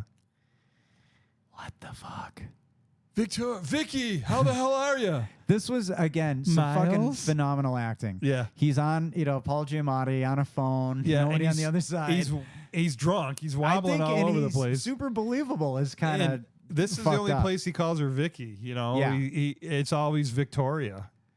And it's hilarious because it devolves and he's a child. He's a fucking petulant child because he's like, I'm not coming to the wedding. Yeah. And then. Okay, it's going to make everybody feel better. And Jess from behind me, she's like, he's the best man. And I was like, oh, shit, yeah. Yeah, he's got to go. He's just trying to get her to. Yeah. Yeah. And then when she says maybe it's best you don't come, he's like, yeah, whatever you say. Does he say Vicky? No, whatever you say something. You're the boss. And just slams the phone down. And so he goes back to the table. They somehow get through the date. But here's what I want to ask you. The girls go to the bathroom.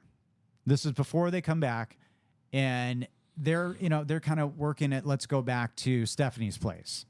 Now, the girls go to the bathroom. I love that. It was so good when he did they that. go to now the girls in the bathroom. Are they 100% talking about, like, should we bring these guys back?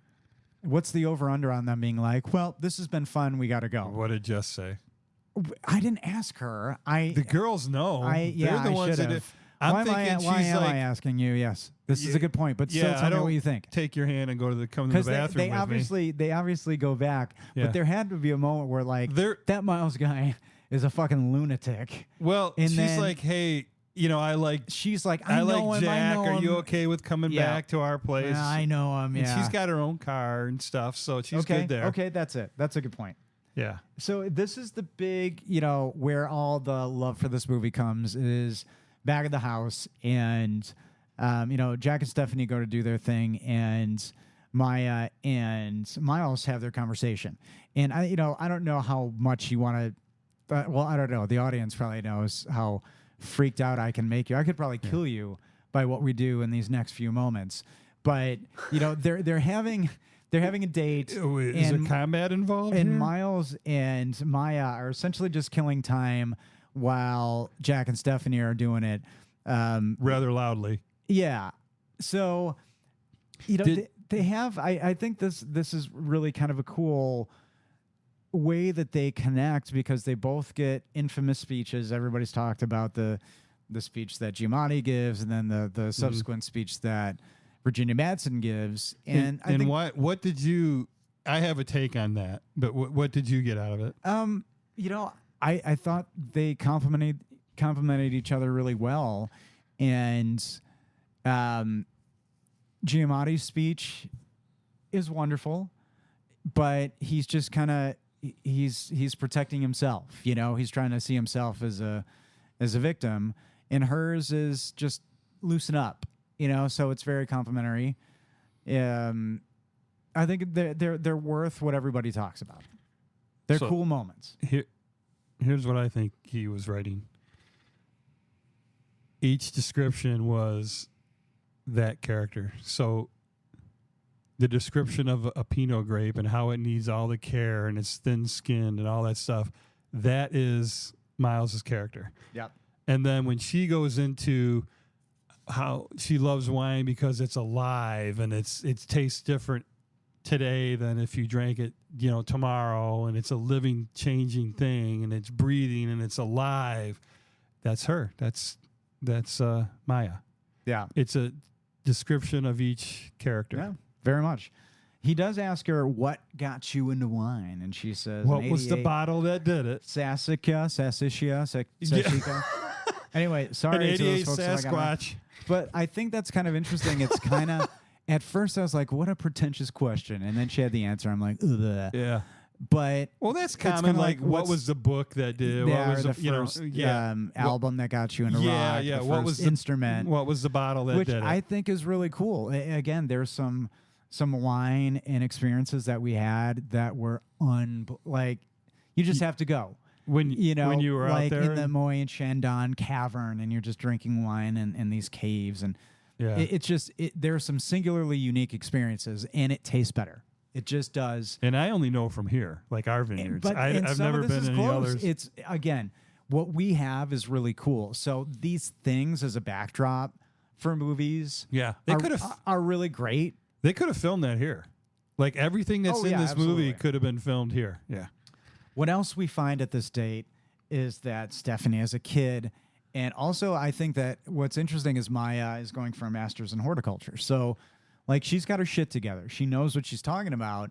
And so she's an intellectual equal to Miles. I always wondered if he saw her as such, because he refers to her as just a waitress who had a husband who was notable. Yeah. But is he somebody who looked down on her?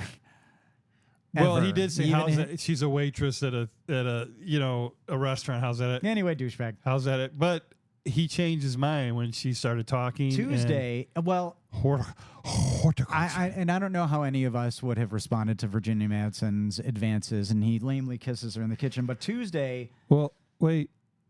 So that moment... Oh. That moment where she leans in and touches his hand and gives it and says, it tastes so fucking great. Uh-huh.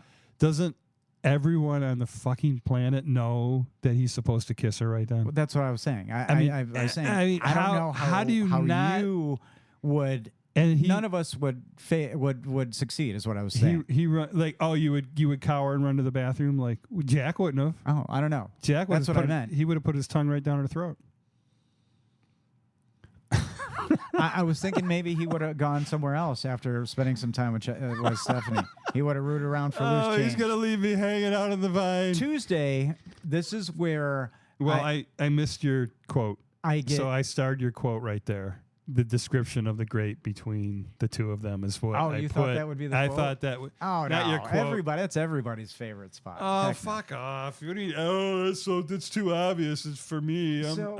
I'm not that pretentious. The fiance is calling, and I started to get stressed. Like, again. Oh, yeah, in the hotel room. Like she's calling the old school phone. Yeah. So it's on phone I like, The flip? No. Well, there's flip phone sounds. Sure do like those too.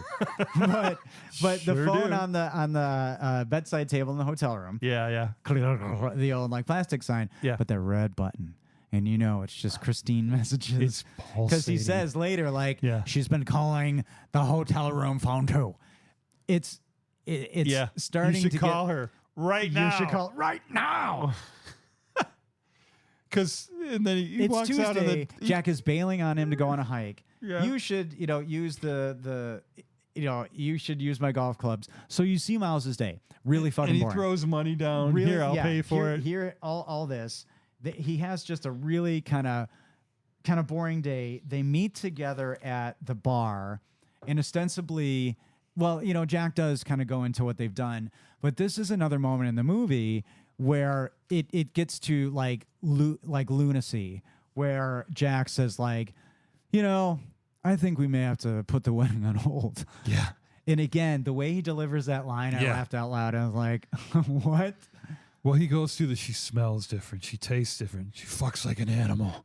Yeah, and then Miles is like 24 hours with a wine pour, and you're going to give up everything. Yeah. And he's like, yeah, we're going to move up here. It's this whole, and he says, we could buy a winery and I could support you. And I always wonder why Miles wouldn't be kind of into it. Like, because Jack, this is one thing that I noticed this time. Jack is always unequivocally supporting Miles. You can do it. You can do it. You can do it. You can do it. And maybe that's just a tenet of his friendship. Like, Miles is this albatross that Jack's always like, you can do it. Yeah, he's a positive guy. He's encouraging. But it's really fascinating to me. He presents this out. Like, Giamatti's got nothing to live for. Why not? Be like, you know what? Fucking do it. I'm with you. I'll manage that. Make some bad decisions. Well, what about his seniority at his tenure with the school? Yeah, I don't know. Like, does his life seem that great? No, they show the one scene in the end of the movie. I always just wonder, like, if that's kind of what's going on. Well, based on his apartment, his life's shitty. And I love the line. Jax really starts to convince you, the audience, like, this motherfucker's serious. Do you think he is? Or is it just a flight of fancy? I always struggle with it. Like, he's day after drunk, man. This girl, what does he say? Rocked his world. Right. I went deep last night. Right. Yeah. But I assumed he does this all the time. Well, apparently Stephanie's got some moves that he's not. She drives a motorcycle. He says, I'm an actor. All I have is my instinct, and you're asking me to go against it. What a dick. What a dick face. My instinct is to leave. And we should point out how beautiful his fiancée is, Christine. Yeah. She is gorgeous. I do also love that in between, if we're not making Miles seem creepier, he's gone to like a 7-Eleven and bought the new Barely Legal. Not it's that so one. Good. Yeah, read it. The clerk. So copy? He's got a hot Barely Legal on his hands right now. He's already seen that one. He already has it. Oh my God! I get it. And then they go bowling. They go bowling with the kid. Yeah. And what it turns out, and she's calling him Uncle Jack. It's like too fast, all of it. And that lady, Carol, which when Stephanie's mom. Yeah, I mean, and when they leave, I think it's really nice that Miles like, nice talking to you, Carol. Yeah. And she says, throwaway line, but hear me out. Just hear me out. All right. It was really nice talking with you, Miles. I wonder if it was like, is he sociopathic charming? is like what he's clearly. Well, why is he there? And again, French fries. This could be a food movie. As Sandra Oh is eating those fries, but was there chewing sounds? Like he really has to be like, this is insane. Oh, it was so blue. And when they're back at her house and they're like passing a joint around, and Uncle Jack's gonna put you to bed. So let's picture what the fuck? We described that mansion. That's his life, like 3 hours away, right? Yeah. That and they're in a bowling alley. Her mother is smoking like a chimney, and he's playing Uncle Jack. Yeah. I mean, it couldn't be more polar opposite worlds, but he's like, yeah. She rocked his world last night, and he's like, can't get away. Can't get away. So from we're tracking the days. Wednesday, they finally get to go golfing, and so what I like about golf is that this is when Miles has freak out 2, and he yells at Jack, "Shut up! Shut up! Shut up! Shut up!"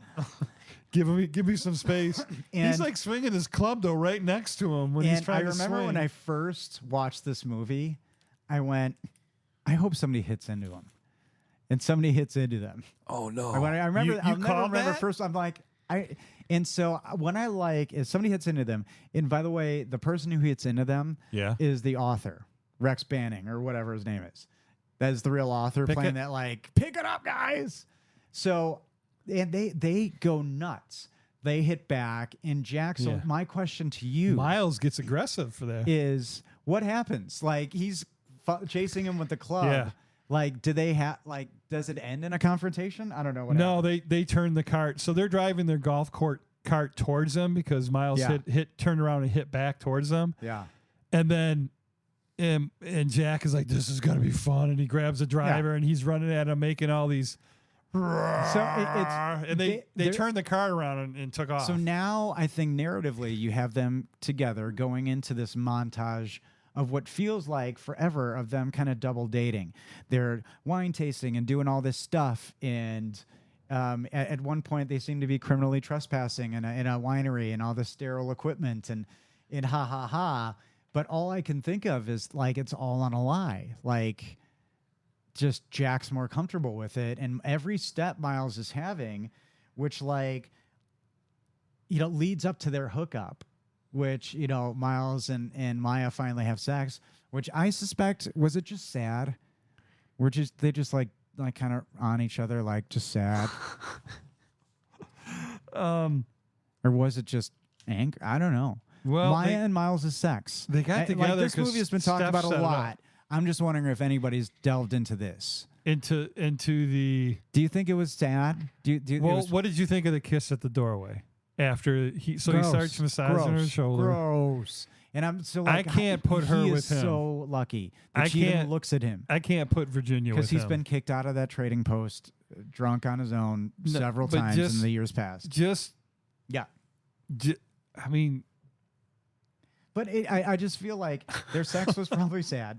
And then, like, they have this montage that feels like they're living lives together. Like they're on a picnic. He's doing a crossword. Yeah, you know what I mean? She's talking about their future weekend. In the morning, she's in her robe.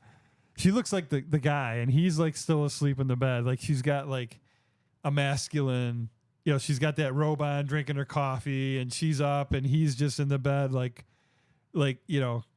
completely passed out. I don't know. I just thought that was like kind of a switch in roles. Yeah. At least that's what visually appeared. They have, I think, the movie makes you feel like getting into a comfort spot. And when she's talking about the weekend, he's like, yeah, I have a question for you. This was a source of contention in the household last night. His verbal faux pas. Well, he's doing a crossword. And this is just his contention as he's distracted. But he's finished a word. Now, granted, he may have looked at the next clue, but he kind of looks up, and it just feels like again, I don't think he does it on purpose, but does he do it on purpose? Because he's like, okay. So we have to be back for the rehearsal on Friday. So it does what on purpose? Says like we got to be back for the rehearsal on Friday. She says there's a Bordeaux tasting on Saturday. Now, Why don't you just stay for the weekend? Does he have to say it's Jack's wedding? Can he say it's just somebody else? Sorry, we have to be back. He could have continued to lie there if he had to, but he didn't want to. Right. That's so you got to give him credit for that? I don't know. I don't know. I mean, it's interesting. You know, he owned up. Why does he? And maybe he thinks it's not going to get back. I mean, clearly he thinks it's maybe not going to get back. But no way. Yeah, so it's even worse. There's no way Maya doesn't call Stephanie. Next, bit of time, he's got to have this sitting on his chest. Oh, and it comes out when the phone when they're back at the hotel and the phone rings. He's like, "Don't answer that. Don't answer that." And thank God it's Christine. Yeah, and so freak out number 3 at Frass Canyon. Which is a nice place. They got a guitar player, but classical. He's like, this wine tastes like the back of an LA school bus. Again, what an asshole. It's not destemmed. Well, the whole place is like a commercialized version of what you think a winery should be, not about growing the grapes that are tight as a nun's asshole. Right. But so sorry everything's kind of coming to this weird bad saying that because he's got. I need a shower. Okay, I've got a couple of T-shirts I'll show you that'll make you feel better. / worse. And you wear them? I do in public. Yeah, we're already keyed up. All this stuff is kind of building, and he's at a place that he hates, and he finally just calls his agent. So all this other stuff's looming about his book deal. Yeah, he calls her, and she just gives him the bad news. Yeah, like she should. Not happening. End of the line, 3 years, blah, blah, blah. And he comes back in. And this, again, he starts off not being, but he just like chugs a pour and he wants a full glass at a tasting bar. And you can't do that. And he starts being unreasonable. Yeah. And it's a good freak out. This is not a bar, It's a good sir. freak out. Is this your... But what he does is really because he drinks the spit. He drinks the spit. He drinks out of the trough, baby. Oh, God. Yeah. It's so not gross. Drink, but he holds it over his head and just pours it all on himself. Gnarly.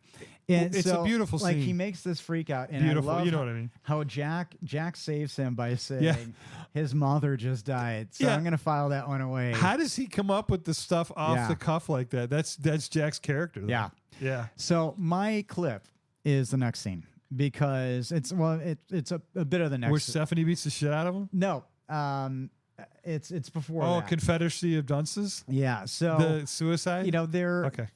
They're post this freak out and kind of at a low because Miles is at a low and Jack is at a high because he's about to leave his wedding or leave his whatever for the bowling alley queen. I think this shows. I think both actor's skill, but specifically Giamatti and how low he is and how empty everything is for him. Okay. Is there a mute button you got to push? I'm not a writer. I'm a middle school English teacher. The world doesn't give a shit what I have to say. I'm unnecessary. I'm so insignificant I can't even kill myself. Miles, what the hell is that supposed to mean? Come on, man. Hemingway, Sexton, Plath, Wolfe. You can't kill yourself before you've even been published. What about the guy that wrote Confederacy of Dunces? He committed suicide before he was published. Look how famous he is. Thanks. I wish you could see the look on his face. Just don't give up. You're gonna make it. Half my life is over, and I have nothing to show for it. Nothing. I'm a thumbprint on the window of a skyscraper. I'm a smudge of excrement on a tissue surging out to sea with 1 million tons of raw sewage. See? Right there. Just what you just said, that is beautiful. A smudge of excrement surging out to sea. Yeah. I can never write that.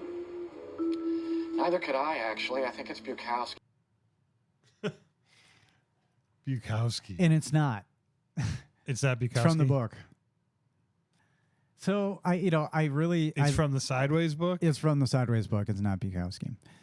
What I really like about that scene is it shows that just kind of unending support that Jack has, but Yeah, just you're gonna make it, buddy. Needy Miles is. Yeah. And now, now we get back to the hitching or to the windmill, and Stephanie's waiting like for a date. The sob pulls in. Yeah. To the. This is rough. This is super so rough. What was amazing about how this was shot for me was the impact it had, yet you never saw what she was hitting. Yeah. So with the sound effects and her emotional delivery on this was amazing. Fire. It was so she was on intense. fire. But when the way she just heart gutturals out, "You said you loved me," and then just keeps hitting him with this big heavy motorcycle helmet. And Miles is I think the reaction shots are great. Yeah. Do you step in? Do you take a helmet for the team? I mean, you got an actor friend. Do you save that pretty face? I jump in there for you, buddy. You can step in without, Stephanie's pretty small. Yeah. You can grab her She was arm. hitting him good because, he goes to the hospital and he is fucked up. I mean, it's real bad. Well, you Real never bad. see him actually get hit, right? But then they cut to the scene with this bloody rag covering his whole face, and it's not good. It's so effective. Yeah. No, but I mean, budget saving, but yet the intensity was there. I mean, it's just amazing filmmaking. That whole thing. Absolutely. And he's going to have future surgery. Yeah, And I should sue her ass. Yeah, like how quickly he goes from abandoning his life to I should sue her. Yeah, and we're talking like 2 hours. Yeah. Now we get to another restaurant. I'm sure you clocked the Ad Spurs Saloon. And here's the thing. You fucking told Maya, they're didn't you? back. Fishy. They're- I wrote steakhouse. They're back at it. They go to eat and they're kind of all chilled out. Some ribs and cornbread, and Yeah, it looks like the Outback. this is where Jack. Even I was like, "Don't do it, buddy." So he hits on the waitress, who recognizes him as Dr. He Derek just left the Summersby. hospital. Yeah, still got a thing on his face, and I noted, He's taking Vicodin. He's on Vicodin. from an art direction standpoint, like she looked like a waitress. She was shiny. This movie, the setting, that restaurant looked so perfect. Yeah, the ribs. And she when they did the shot of recognizes those him, ribs. and it's like unbelievable. And Dr. Derek Summersby, and here he goes. Yeah. And Miles, she gets off in a couple minutes. And he's even like, "You've got to be shitting me." I'm gonna make sure she gets home safe. But That's his this line. one is hilarious because he comes busting in, knock, knock, knock, knock, fully naked. And here's the thing. Friday morning. Friday morning at the audition, Thomas Hayden Church, I think, it doesn't specify, got naked for his scene, and he did not have to. He was the only actor to do it. And I'm wondering if he didn't have to audition with this scene. So he comes in naked. And Yeah, because I doubt it was a Sandra Oh scene. and it turns out that, which is funny, I didn't catch this the first time. The husband came in. He made it sound like it was an accident or a surprise, but later he admits, like, "Oh yeah, the fucker came back at 5. He was supposed to be home at 6." Yeah, he's like cutting it kind of close there. Which is just unbelievable. But So the whole 5, that's 5 clicks, Jackson. yeah, what is I 5 love- clicks? I think a click is a mile. All right. Oh, but okay. Yeah, 5 it's, clicks. It's a that was fun. military I wrote term, down but what is 5 clicks. yeah, you always hear him say that in the And military. my clip could have been, if I didn't want to feature Paul Giamatti, Thomas Hayden Church in this scene when he's talking about leaving the rings behind. And again, he's still, to your earlier proposition, he's still going to cheat on her. He's great in this scene. Yeah. But it just shows how he manipulates his friend. But yeah, and he totally flip-flopped again. He's all over. So custom wedding rings, dolphin Sanskrit, whatever that means. And man, this is one of those weird things that people criticize the movie for length. Did this have to be in the movie? This scene. Yes. All right. This so scene was so shocking. They go and funny. Oh my God, the music when they go to the house, the awful, which actually was a meth house in real life. They didn't do stage setting interior. Yeah, that house that really was a looked meth like house that. They got to use for free. Yeah, and they get there, and Jack's like, Miles, you go. Yeah, unbelievable. Yeah, and then he shames him when he doesn't want to go. Yeah. Oh, I guess I have to do everything. Yeah, you stupid fuck. You got yourself into it. So he sneaks in, and it's a very shocking scene, and MC Gainey, shout out to a great character actor. Yeah, and he was in another movie that we did, and thanks to you, I know that. Yeah, and he is like an amazing actor. He is the perfect ex-con motorcycle gang guy. I mean, he's frightening, he's a tow truck driver in this one. Yeah. But he's in flagrante with his lady he found earlier in a compromising position, Cammy. thanks to Jack. And he's like, you're a bad girl. I'm a bad girl. So maybe he was set up because when he grabs the wallet, they're like, that's his wallet. So I was kind of wondering, was it a setup? She said, Cammy said that. Come back an hour early. He's going to leave his wallet. I don't know. No. Okay. And Cammy said he's got Derek's wallet. So Derek is the name of his when he was in the soap opera. Yeah. Yeah. Maybe. She calls him, she doesn't call him by his real, he's got, so she was living in that fantasy. Right. But I just want to comment on Miles. The whole sneak into the house and sneak into the room, and when he finds the wallet and he's on his hands and knees and that whole eye shift back and forth, and he's trying to get the courage up to go for the wallet. Yeah.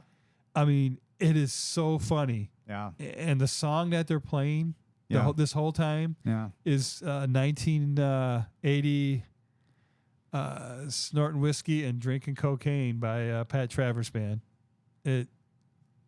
It was a perfect match because it keeps ramping up, and they go into that instrumental part when he was getting away. It's a funny scene. It's like, if people don't think this is a comedy, I mean, it's a depressing comedy. Yeah, so this, I would never take this out. They finish the facade before going home because they get an alibi for Jack. Looks like you got in a car accident. So my other super big laugh out loud scene was when Jack insists on driving, and he drives off the road into some grass into a tree, and it's like a long shot, so you see it. And what the fuck? Yeah. And only the first one Paul didn't Giamatti. work. And when he says, doesn't really look like anyone was injured in this one. Yeah. So the first one hits the tree, and then he does it again. So they finish the facade, and they get home, and it's unbelievable. Like, Jack gets to kind of get in scot-free because they fake a car accident. Yeah. And Miles has got to even wait in the in the driveway, the long driveway, so they can see it. Miles is like, why didn't I get hurt? Not gonna change, all this kind of stuff. Well, so Miles says, why didn't I get hurt? And he just turns and grins because you were wearing your seatbelt. So his ability to lie, right? I mean, is just constant. It's unbelievable. Well, everything pinnacles at this Armenian wedding. Not pinnacles, but I want to say it's fascinating because it's Saturday. We've got the wedding, and it's a very religious type of wedding. It's kind of fascinating how they're speaking in Armenian. It's clearly an Armenian wedding, and it's just like Jack. It couldn't be so much farther from Jack's activities, so it kind of puts him out of that. Yeah, but he's probably doing some girl in the bathroom right after. You see Giamatti's character meet Victoria, and finally meet Victoria, and it's really fascinating because it's going to be awkward. Yeah, and then you meet the new husband, and he's a restaurateur or whatever. So clearly Miles is super jealous of the guy top to bottom. Yeah, he's a silver fox. And then she says, oh, I'm not drinking, or we're not going to the after party because I'm pregnant. And you watch Giamatti, you watch the character's soul leave his body. Yeah. And that's the moment I I literally, one of the faces that I printed out because it's like the best screensaver. Do you see it? Yeah. That is the moment his soul has left his body. This is do you see it, Todd? No longer a human. Yeah. Yeah. You're doing really? You're doing That's terrific. You're doing Red Dragon. That's terrific. Do you see? It made me laugh so hard when I looked at his face. Yeah. And there's just other faces that he How just many face actors acts. could have done that? You know? And I love the movie, ends in two kind of quasi ways where everybody's going to the after party. And I love how this may tie to real life because he takes a left. Yeah, everybody turns right, Goes to go a to the burger reception. place Yeah. on his own, and out of a styrofoam cup, he's drinking his 61. Yeah. In a fast food styrofoam. And I wonder if, because Giamatti made headlines this year, last year, he won Best Actor and he went to In-N-Out Burger. And I keep wondering if, that's a nod to this because, he talks about his prize 61, and she says something about... in real life he did? Yeah. So it's all right. Tell me that's all right. It's all right. We can off. This is People will listen we'll 3 more offline. minutes, I promise. But she says the occasion you're celebrating is the moment. It was whatever you're drinking. You're drinking it. That's what you're celebrating. Well, Maya had said that and earlier it's super on. cool Yeah. because he's eating a burger and is it a down moment? Is it an up? I think it's meant to be a down moment, but it's not because he finally realized he can live. That's maybe the source of his own happiness. I think he's drinking it because he feels his life is over. Like the worst thing is that not only did she leave him, she got remarried, and then boom, she's pregnant. Like everything he wanted. I think it's the start of him going, my happiness is mine, because he's staring dead-eyed at his class. Like you see him as a psychopath in his class. Right, and then he's zoned out in the classroom the next day. Yeah, with him getting Or this month message later. from Maya, and I would have called earlier, but it took me 38 years to read your fucking book, asshole. But here we go, and whatever. And I'm so confused by the ending. Here you the go. Father, did the father commit suicide? So And thanks a that lot. sister, my God. And then the movie begins and ends on a knock because he goes, Fucker, you got into the Maya's place and knocks on the door, and that's it. Yeah. Which is I think a brilliant ending because, does she open the door? Do you ever think like she's moved? I literally think she's moved. It's my fantasy. I'm trying to. God. So I want you to read what I wrote here. Well, while you're looking for it feverishly in your notes, what if Woody Allen directed this movie? Does it smack of like a Woody Allen tone to you? Because if it was in the 70s, had Woody Allen... Woody Allen's like humor is too off quirky point. His humor is... It may, but it could have worked. All right, so did you find it, buddy? Well, at the very beginning, I wrote... Let there I'm be verifying. light. It is his handwriting, ladies. Whatever. The movie begins and ends with a knock. So you were looking for where you specifically wrote that to show me? That what you said is exactly what I was going to say. You've earned my trust after how many years have we been friends? I don't know. I could What's just going make on? stuff 10, up. 12 years? I don't know. All right. Well, you were asking about the award situation, and yes, I looked up. So the 2005 Academy Awards, these were the nominees for Best Actor. Okay. Jamie Foxx, who won for Ray. Don Cheadle, Hotel Rwanda. How do you compete with Ray? Johnny Depp, Finding Neverland. Leonardo DiCaprio, The Aviator. And Clint Eastwood, $1 Million Baby. Now, that was the year $1 Million Baby swept the nation. But if you look at that, knowing what we know now, Johnny Depp probably would not have been nominated, and Paul Giamatti would have got it. Would have gotten nominated at least. Clint Eastwood, maybe. So who cleaned up his bed? Whose bed? Johnny Depp's. His bed. Yeah, the poop that was on his You side. are obsessed with this poop. I have never heard anybody who's not into scat porn talk about one specific person's dumb. Are you like, would you let her poop on you? In the court of law. You would. You would let her poop on you. The 2013 Amber Heard in 2013, 2014 range. Is there a more beautiful woman on the planet?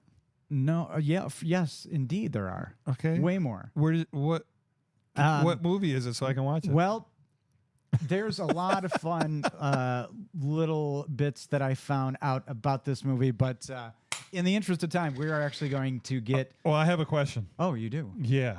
See, every time he keeps pulling me back in. What's your question? What? How many knocks did Miles do on Stephanie's door at the end? Maya's door at the end of the movie. How many knocks? I do not know. How many times did he knock? I don't know. Twice? Was it like the song "Knock 3 Times on the Ceiling If You Want by Me"? Tony Orlando And Dawn. How many knocks? How do they say Dawn? I guess you wouldn't say Dawns, right? Because there's 2 of them. Oh. I used to watch a TV show as a kid. He had a TV show. Whoa. Okay. What? We started with Knox, and now we're at Tony Orlando had a TV show. Yes. Was Mr. T on it? And Dawn. That's how I know there was 2 of them. Wow. And I thought, this podcast is free, everybody. Anybody can listen. And they do. So the how many answer knocks? is 4. Awesome. That is great. I want you to get right down there, Ray, and check it out. You fucking stop me for that. Did you have something behind it? You had that. Is there a mystical You have the relevance to Miles number look 4? on your face, like. Well, here. You can brave to look through my notes and see all the. That's the face, yeah. All right, so look. we're gonna get to reviews. This is why everybody's here.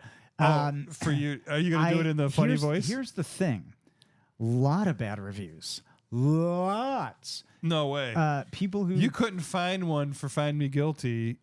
You had a difficult time, and this one's got lots of them. Well, and a lot more reviews. This was just IMDb. Lots of reviews. You know, a big movie, and a lot of them are predicated on Academy Awards. So as soon as it got nominated, people probably watched it and then reviewed it. So I just chose the ones that I chose. So fuck all y'all. This is the first one. It's 1 out of 10. We've turned angry. Expected more from independent cinema. Now, I guess I'm getting pre-mad for you because this is your movie. Yeah. And when we do reviews for your movies, you get feisty. Well, just stop at that first sentence. We can tell them to fuck off. Okay. Expected more from independent cinema. Sideways simply angered me. I have seen a lot of garbage films over the years, but none has made me want my money or time back more than this film, and I only paid $1 to rent it. How this movie achieved such popularity is almost beyond me. It is a type of mass-produced, been there, seen that type of garbage that one expects from Hollywood, making it a horrible disgrace to independent cinema. There was a line in the movie that goes something like, quote, book publishers don't care about the quality of the story. They only want marketing value nowadays, end quote. Now that's ironic. That line describes perfectly what is wrong with this film. It's got no content, but boy, did the press make you want to see it. Independent film is innovative and daring. There's nothing new about this movie. It was a weak film born from the road trip mold where a couple of characters travel together who are complete opposites and ultimately learn something from each other. The characters are horribly developed. Anyone with half a brain can predict what's going to happen in every given scene. First graders who have only ever performed a Christmas pageant could outdo the actors in this film, maybe even the sex scenes. Let's not forget that this movie was advertised as a comedy. There was absolutely no humor in this movie, or if there was, it was completely lost on me because I was in a frenzied state of rage.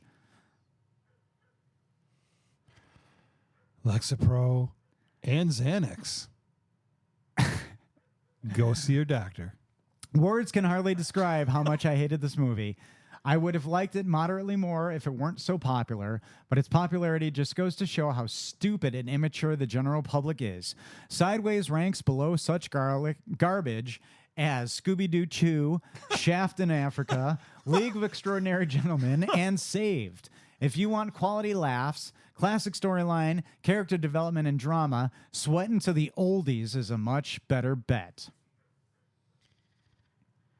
Well, I think I already said my piece. Wow. And there was another little funny bit from another one, and I just wanted to, because like somebody like literally trashed a specific high moment. So I'm going to do a little addition from another one. This is what he said, like a first grader could act better than Paul Giamatti in this. Yeah, I just want, I was going to say that at the end, but it actually, this person, didn't want to say this person, first graders who have only ever performed a Christmas pageant could outdo the actors in this film, maybe even the sex scenes. What first graders are performing sex scenes in Christmas pageants? Yeah. That's what I want to know. All right, here's another little fun bit from another bad review. That's a peek into their world. And let's not forget Virginia Madsen's monologued answer to the silly, pretentious, "So how did you get into wine?" question. I can't remember the details. Suffice it to say, my date and I were squirming with laughter, more and more as it went on. And then the final line, she shoots him a provocative look and ends with, "And it tastes so fucking good. Oh my God, we just burst into hysterics. That was hands down the worst scene I've seen in any movie since the sex scene between Keanu Reeves and Carrie Moss in Matrix Reloaded."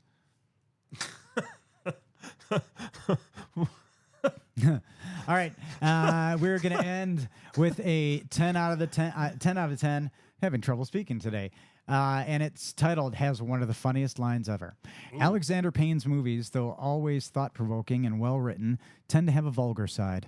Just when I thought seeing Kathy Bates get into a hot tub nude with Jack Nicholson and About Schmidt was the most outrageous thing I'd seen in a mainstream drama comedy, along comes Alexander Payne to top himself on another insane scene. Think of that part in Jurassic Park where the T-Rex is right up against the car window with the terrified kids inside. Replace the kids with Paul Giamatti and Thomas Hayden Church. Replace the T-Rex with a naked fat dude, and you get the general idea. Sideways has that perfect balance of comedy and drama, which I love to see in movies, since that's closest to how life really is. Can't be serious all the time. It can't always be wacky and sitcomish either. It's a story of Miles and Jack's trip to wine country. Blah, blah, blah, blah, blah, blah, blah. All right. Sorry. Everyone probably knows a Jack in their own life, and I didn't think he was ever once unconvincing as his character. He's just a bit dim. He makes some pretty stupid decisions. Most were made by his penis, and you actually end up pitying this poor fool. I also have to praise Sideways for one of my favorite movie lines exchanges in recent years. It's right near the end. After all the excitement is just about over and Jack decides to crash the car to make it seem to his fiancée at home that he got his broken nose from a car accident, not from an enraged Sandra Oh, who found out he was getting married. They had left some of the wine cases they had brought in the trunk of the car. When it crashed, some of the bottles broke. Miles is clearly frustrated when he discovers this, while Jack shrugs. Whatever. Miles angry, tired, and just generally fed up with their whole experience, and Jack's carelessness snaps, No, it's not whatever, you fucking derelict. And that's it. Favorite movie lines in recent years. That was a funny moment. Yeah, and there's plenty of laugh out louds in this thing. Yes, much there is. To the chagrin of the first reviewer. You did it. You got through a bad review of your first movie of season 2. No issues. No, I mean, I was look at you, sport. I was a little mean to him with the whole. That's all right. But all I did was quote a movie scene. Yeah. Well done. Well, hey, this is.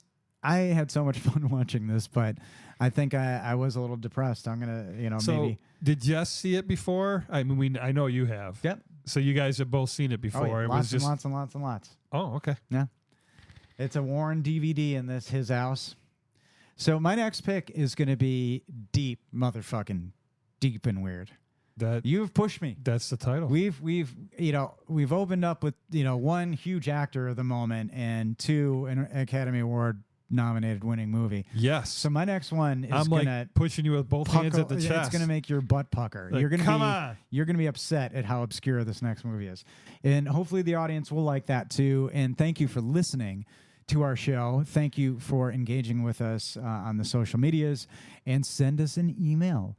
Let us know what's going on. Let us know that where do they send we can do Butter again. We love that movie. alittleindependentpodcast@gmail.com is the email address. interact with us. What do you Tell think us your about, weird movies, and we will interact with you. We'll touch you. And we had an idea of maybe doing some episodes of Ali, Little Independent Goes Hollywood, and we do like a full-on blockbuster movie. Should we do that? Let us know. Let us know what you think. Should we do that, or would that be too off-brand? But we're here for you anyway. Check us out on those places that we asked you to check us out. And hey, Todd. Jesus, Miles. Yes, Ryan. We'll always have Monty Doro.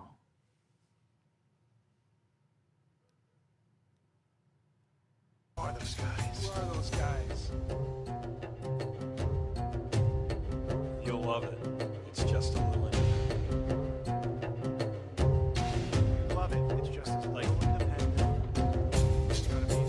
You're about to say You'll love it. It's just a little independent. You're going to love it. It's just a little independent.